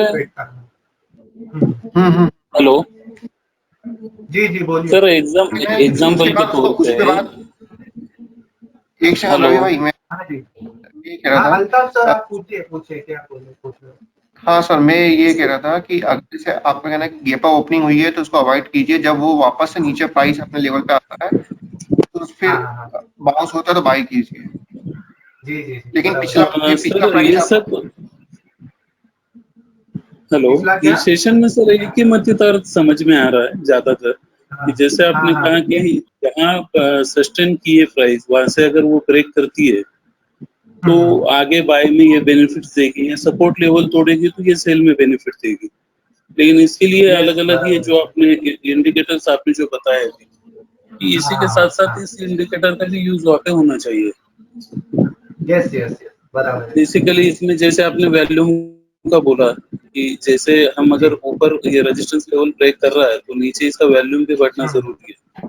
ये दो चीजों पे अगर हम ध्यान रखेंगे तो हमें वो बेनिफिट आगे दे सकती है। Yes sir, exactly. ये जो टूल है बाकी के, मैंने जो मूविंग एवरेज, सुपर ट्रेंड, ये तो बहुत आसान भाषा में आपने समझाया, इसलिए आपको धन्यवाद।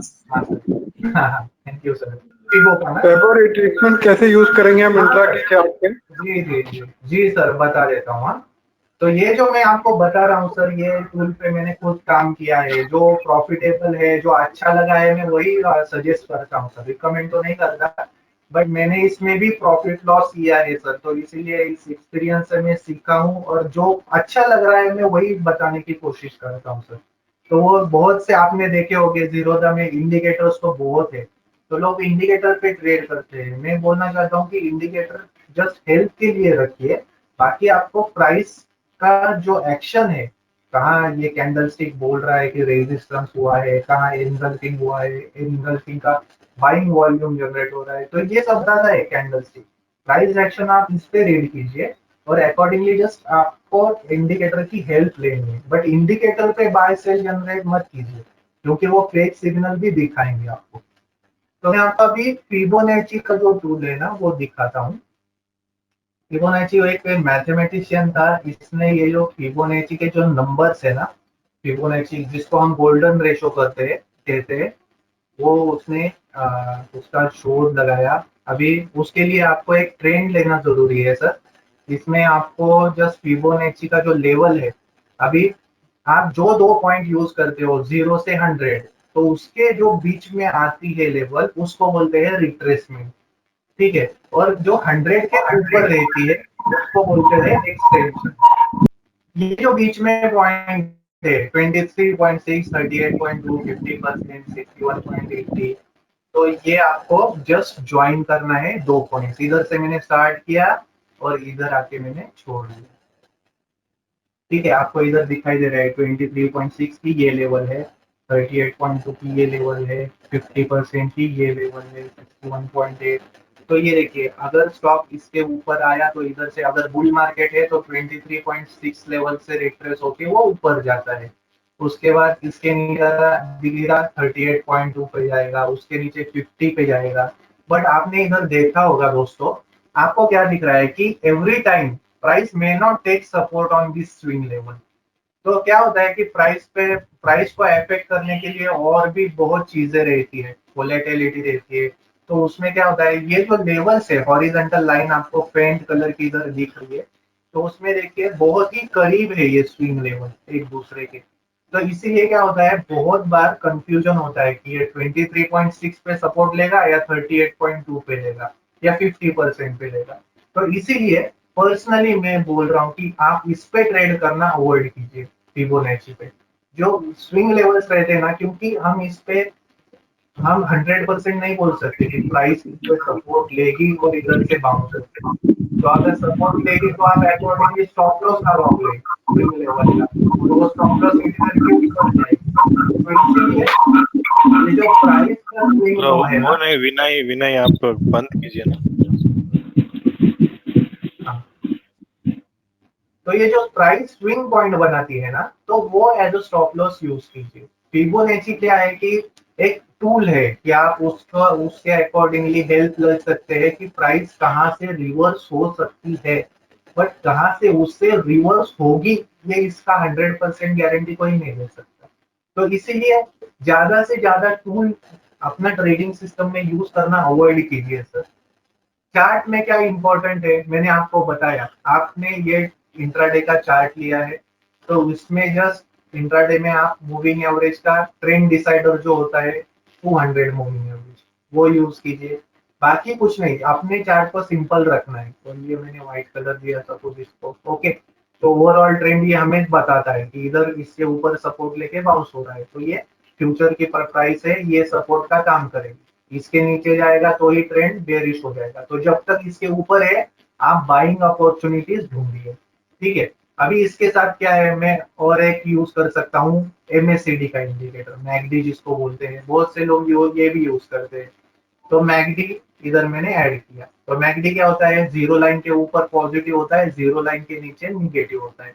अभी देखिए कि मैकडी जीरो लाइन के नीचे आया है, but price is still about 200 moving average. इसका मतलब है ये जो सिग्नल मिला है ये फेक मिला है।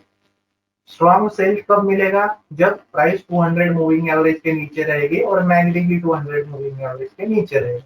तो ओवरऑल अगर आपने ट्रेंड फॉलो किया और ट्रेंड के अकॉर्डिंगली ट्रेंड में एंट्री ली, सपोज ऊपर है तो बाइंग लिया, नीचे है तो सेल कॉल लिया, तो 50% लॉस के चांसेस इधर ही कम हो जाते हैं। और क्या चाहिए, ट्रेंड ही हमें दिखाता है कि किधर आपको एंट्री लेनी है। तो अगर ये यूज नहीं करना है तो मैंने जो बताया आपको लास्ट में, जो बेस्ट ट्रेडिंग सिस्टम है वो है इचिमोकू। इचिमोकू वोलेटिलिटी को भी फिल्टर करता है सर। तो ये अगर प्राइस ट्रेड इधर क्लाउड में है, इसका मतलब है मार्केट रेंज बाउंड है, तो इधर आप ट्रेडिंग का सिग्नल अवॉइड कर सकते हो। इसके ऊपर ट्रेंडी मार्केट है, अप साइड है, इसके नीचे डाउन साइड है, तो ये भी आप यूज कर सकते हो। सर ये CCI का यूज कैसा करना है कुछ बताइए। एक सेकंड सर CCI का यूज सर कैसे करना है। CCI का यूज है ना सर, +100 और -100। मैंने आपको बताया कि CCI कमोडिटी चैनल इंडेक्स है, वो बहुत ही रॉन्ग सिग्नल भी जनरेट करेगा। ये देखिए जो वोलेटिलिटी रहेगी ना, आपको इधर दिखाई दे रहा है, मैं थोड़ा सा इंडिकेटर को ये बनाता हूँ CCI को, ये देखिए। तो वोलेटाइल मार्केट रहेगा ना सर, तो ये बहुत ऊपर नीचे हो जाएगा। तो ये क्या करेगा, आपका माइंड डाइवर्ट करेगा। तो मैं आपको सजेशन देता हूँ CCI को यूज कैसे करना है। ट्रेंड आइडेंटिफाई कीजिए और CCI ये जीरो लाइन के ऊपर रहता है तो आपको बाय ट्रेंड में बने रहना है। CCI जीरो लाइन को नीचे कट करता है, अपना बाय पोजीशन निकाल देना है। आप ऐसे CCI को यूज कर सकते हो। या अगर सपोज डाउन ट्रेंड है तो CCI जब तक जीरो लाइन के नीचे है आपको ट्रेंड में बने रहना है। CCI जब जीरो लाइन के ऊपर जाने लगता है या जीरो लाइन के ऊपर सस्टेन होता है तो आपको आपकी सेल पोजीशन स्क्वायर ऑफ करनी है। ये सिंपल क्राइटेरिया अगर आप इंडिकेटर यूज करते हो, CCI पे ट्रेड करते हो, तो आप यूज कर सकते हो सर। बट मैं पर्सनली सर सजेस्ट करूंगा आप प्राइस को ट्रेड कीजिए, इंडिकेटर की जस्ट ट्रेंड आइडेंटिफाई करने में हेल्प कीजिए। Okay sir, thank you. Okay. और किसी का डाउट है? हाँ जी। इचिमोकू में सर, ये जो क्लाउड intraday के जो बताया है उसमें एक शॉर्ट का बताइए ना सर कि शॉर्ट के लिए क्योंकि इसमें एक स्ट्रेटेजी होती है कि अगर पहली कैंडल रेड बनती है तो जैसे मान लो मार्केट गैप अप, मार्केट आपको ओपन हो रहा है गैप अप, लेकिन कैंडल रेड बन रही है तो आप शॉर्ट कर सकते हैं, लेकिन वो कई बार शॉर्ट फेक भी हो सकता है और 90% सही बराबर है, फेक भी हो सकता है शॉर्ट, क्या बराबर। तो थोड़ा सा शॉर्ट का बताइए ना, शॉर्ट के लेवल। देखिए सर, जो आपके शॉर्ट का में कोई निकाला हो।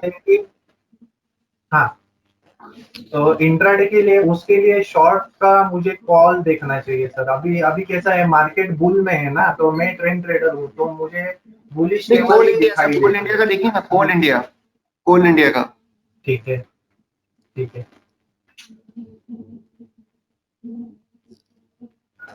अभी कोल इंडिया का 10 मिनट का चार्ट है सर, सब पॉजिटिव ही नजर आ रहा है इसमें। नहीं, जैसे कल ये खुला था, ये ऊपर से गिरा, फिर ये नीचे गिरा ना। कल का चार्ट, ये जो छोटे मुंह होते हैं, जैसे ऊपर से गिरा ही नीचे, तो इसमें अपन कैसे प्रॉफिट में अपन इसको कन्वर्ट कर सकते हैं? क्योंकि छोटे मुंह में क्या होता है, स्कैल्पिंग ज्यादा रहता है सर। छोटे मुंह में ट्रेड मत कीजिए, जिधर आपको ज्यादा ट्रेडर का पार्टिसिपेशन हो ना, उधर ट्रेड कीजिए। जो बड़े बड़े ट्रेडर्स रहते हैं, उनके पास फंड ज्यादा है, वो स्कैल्पिंग करते हैं सर। छोटे मुंह में बिल्कुल मत ट्रेड कीजिए, पहला ओवरऑल ट्रेंड देखिए और उसमें बाइंग और सेलिंग अपॉर्चुनिटी ढूंढिए। अभी ये देखिए, आप मुझे बोल रहे हो ना, मैंने आपको ये बताया कोल इंडिया का ये इंट्राडे का चार्ट है। इधर ये क्या हुआ है, गैप अप ओपन हुआ है, बट क्लाउड के नीचे ही है ये। तो जब भी ये इधर से नीचे आएगा तो मतलब मोस्टली क्या होता है कि अगर कोई न्यूज भी आती है, अभी SGX निफ्टी सपोज ट्रेंड के खिलाफ अभी ट्रेड कर रही है ऊपर, तो मार्केट डायरेक्शन नीचे है और SGX निफ्टी 100-150 पॉइंट ऊपर हो रही है, तो क्या होता है कि मार्केट दूसरे दिन गैप अप ओपन होता है, बट उसके बाद क्या होता है, हम बोलते हैं ना कि मार्केट डिस्काउंट्स एवरीथिंग। मार्केट फिर से उसी लेवल पे आने की कोशिश करता है, तो वो फिर से अगर टाइम देंगे तो वो लेवल आपका अगर डाउन ट्रेंड है, वो डाउन ट्रेंड ही रिज्यूम होगा। तो क्या होता है, वो जो ये गैप ओपनिंग है, उधर से नीचे का जो प्रॉफिट है वो ये ऑपरेटर लोग खा जाते हैं पूरा। क्योंकि नॉर्मल ट्रेडर जो है वो इधर तो एंट्री नहीं करेगा, क्योंकि उसका ऑलरेडी शॉर्ट पोजीशन है इधर। तो वो किधर एंट्री लेगा, जब भी प्राइस उसके लेवल के नीचे सस्टेन होगी तब। जो रिस्की ट्रेडर है वो उधर एवरेज कर सकता है, बट वो रिस्क रहेगी सर। तो इसीलिए ज्यादा से ज्यादा मार्केट है ना, ट्रेंड को फॉलो करने की ही कोशिश करता है। तो इसलिए अगर आप ट्रेंड फॉलो करेंगे ना, 50% लॉस तो इधर ही कवर होता है सर आपका।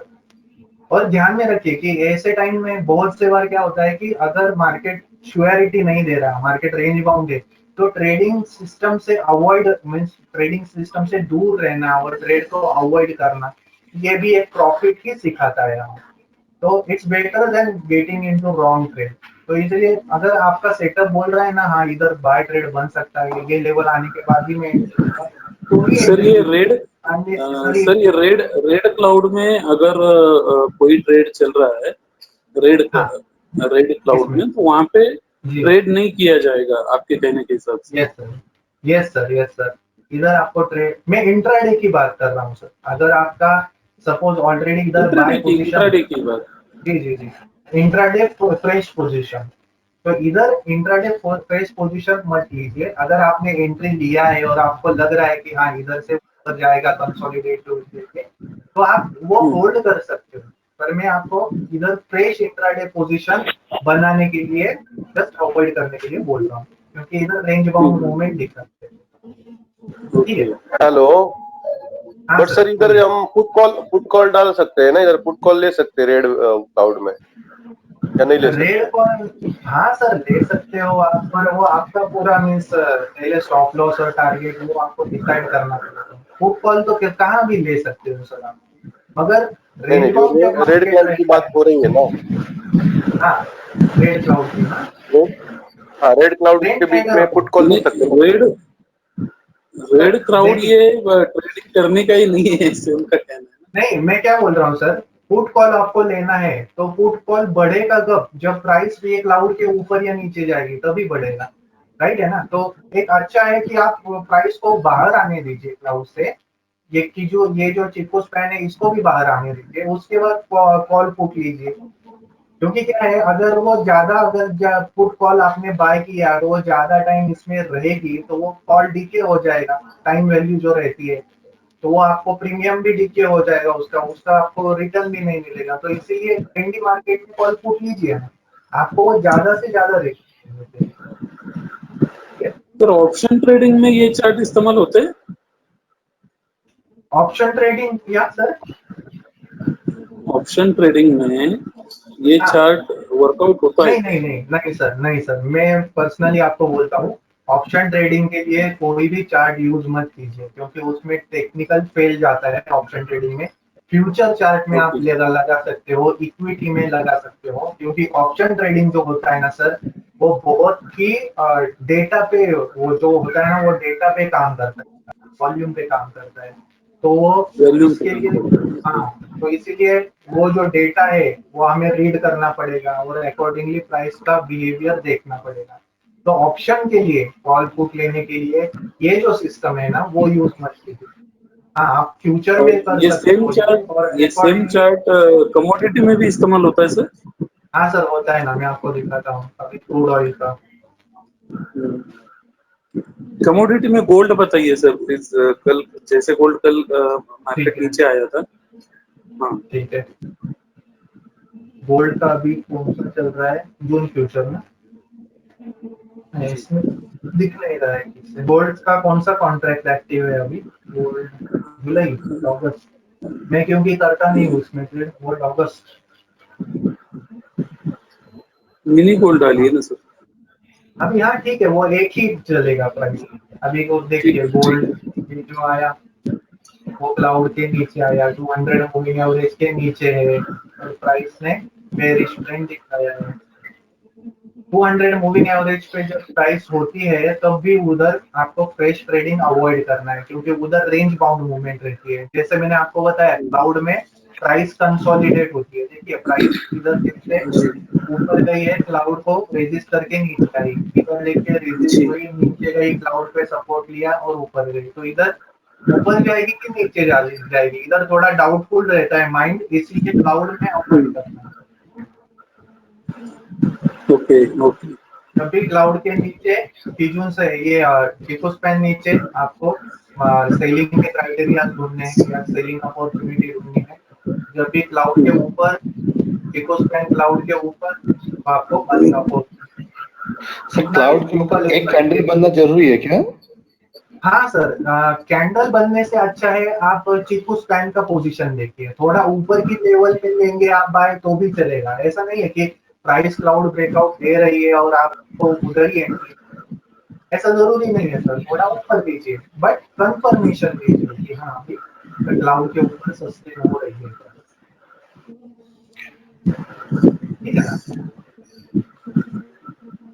और किसी का डाउट है? कैंडल सर, एक आपके कहने के हिसाब से, यानी जैसे ब्रेकआउट मिले या सपोर्ट का लेवल टूटे, दोनों ही केसेस में एक लाइन, एक कैंडल बननी जरूरी है नेक्स्ट, जिसके बाद ही हमारे वहाँ पे होगी। यस सर, क्योंकि प्राइस बहुत बार उधर से रिवर्स भी हो सकती है। तो इसलिए कैंडल का कंफर्मेशन पहले लीजिए। मैंने आपको बताया ना कि 30 मिनट का कैंडल आप इंट्राडे में ले सकते हो।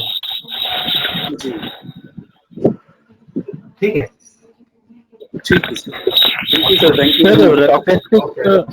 स्टॉकेस्टिक इंडिकेटर यूज करना चाहिए क्या? रिलेवेंट है क्या वो? सर स्टॉकेस्टिक इंडिकेटर है ना, उससे अच्छा है आप सीसीआई यूज कीजिए, क्योंकि स्टॉकेस्टिक इंडिकेटर है ना बहुत ही कैसा है, वो डाइवर्जेंस बहुत दिखाता है। तो मतलब वो प्राइस के साथ मोमेंटम एवरी टाइम दिखाता है।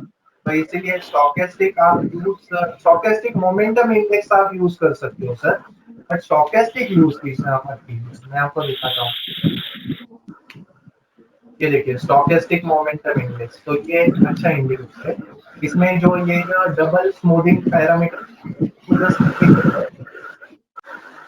3 से 1 रखना है वो, तो ये आप यूज कर सकते हो सर। ये स्टॉकेस्टिक से अच्छा, ये अच्छा सिग्नल देता है। तो ये स्टॉकेस्टिक दूसरा मैं ऐड करके दिखाता हूँ।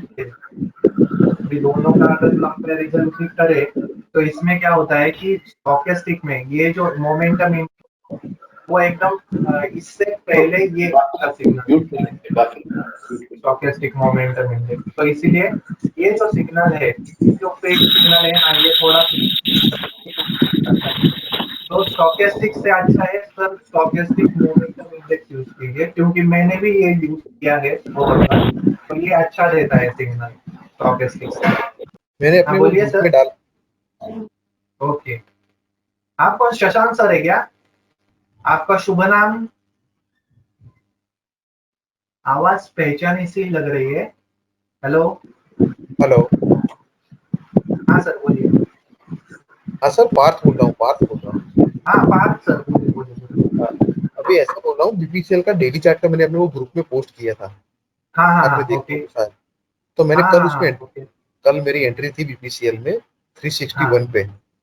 हाँ हाँ हाँ, तो मतलब एक ट्रेंड लाइन अपनी इधर से ब्रेक होती है, या ये बड़ी कैंडल है ना, जो ये बड़ी बड़ी बड़ी कैंडल। आपने कितने मिनट का टाइम फ्रेम यूज किया था वो बताइए। सर डेली, पहले डेली का ब्रेकआउट निकाला था मैंने। ओके ओके, ये बड़ी कैंडल है ना, बड़ी वाली।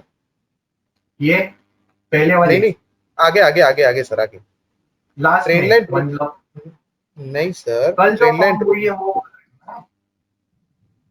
नहीं नहीं सर, पहले जो बड़ी कैंडल है ना सर, आगे आगे चार्ट जूम आउट कीजिए, इधर इधर ये बड़ी कैंडल दिख रही है आप? नहीं नहीं नहीं, ये है ना? डेट बोलो ना, डेट बोलो ना। कौन से दिन के वो बताइए मुझे, इधर से दिन समझ में मुझे नहीं दिखाई नहीं, यहाँ से दिन नहीं दिखाई दे रहा है मुझे। अच्छा ये कौन सी नहीं, उसके कैंडल भी है? उससे भी आगे रेड ग्रीन बोल रेड ग्रीन मार्च। ये सर एक मिनट चालू रखिए, मैं चार्ट चालू करता हूँ सर, एक मिनट चालू। हाँ हाँ ठीक है ठीक है। 14 मार्च का बड़ा कैंडल है। 12 मार्च 12 मार्च 12 मार्च का बोल रहे हैं। हाँ 12 मार्च वाली सर। 12 मार्च का।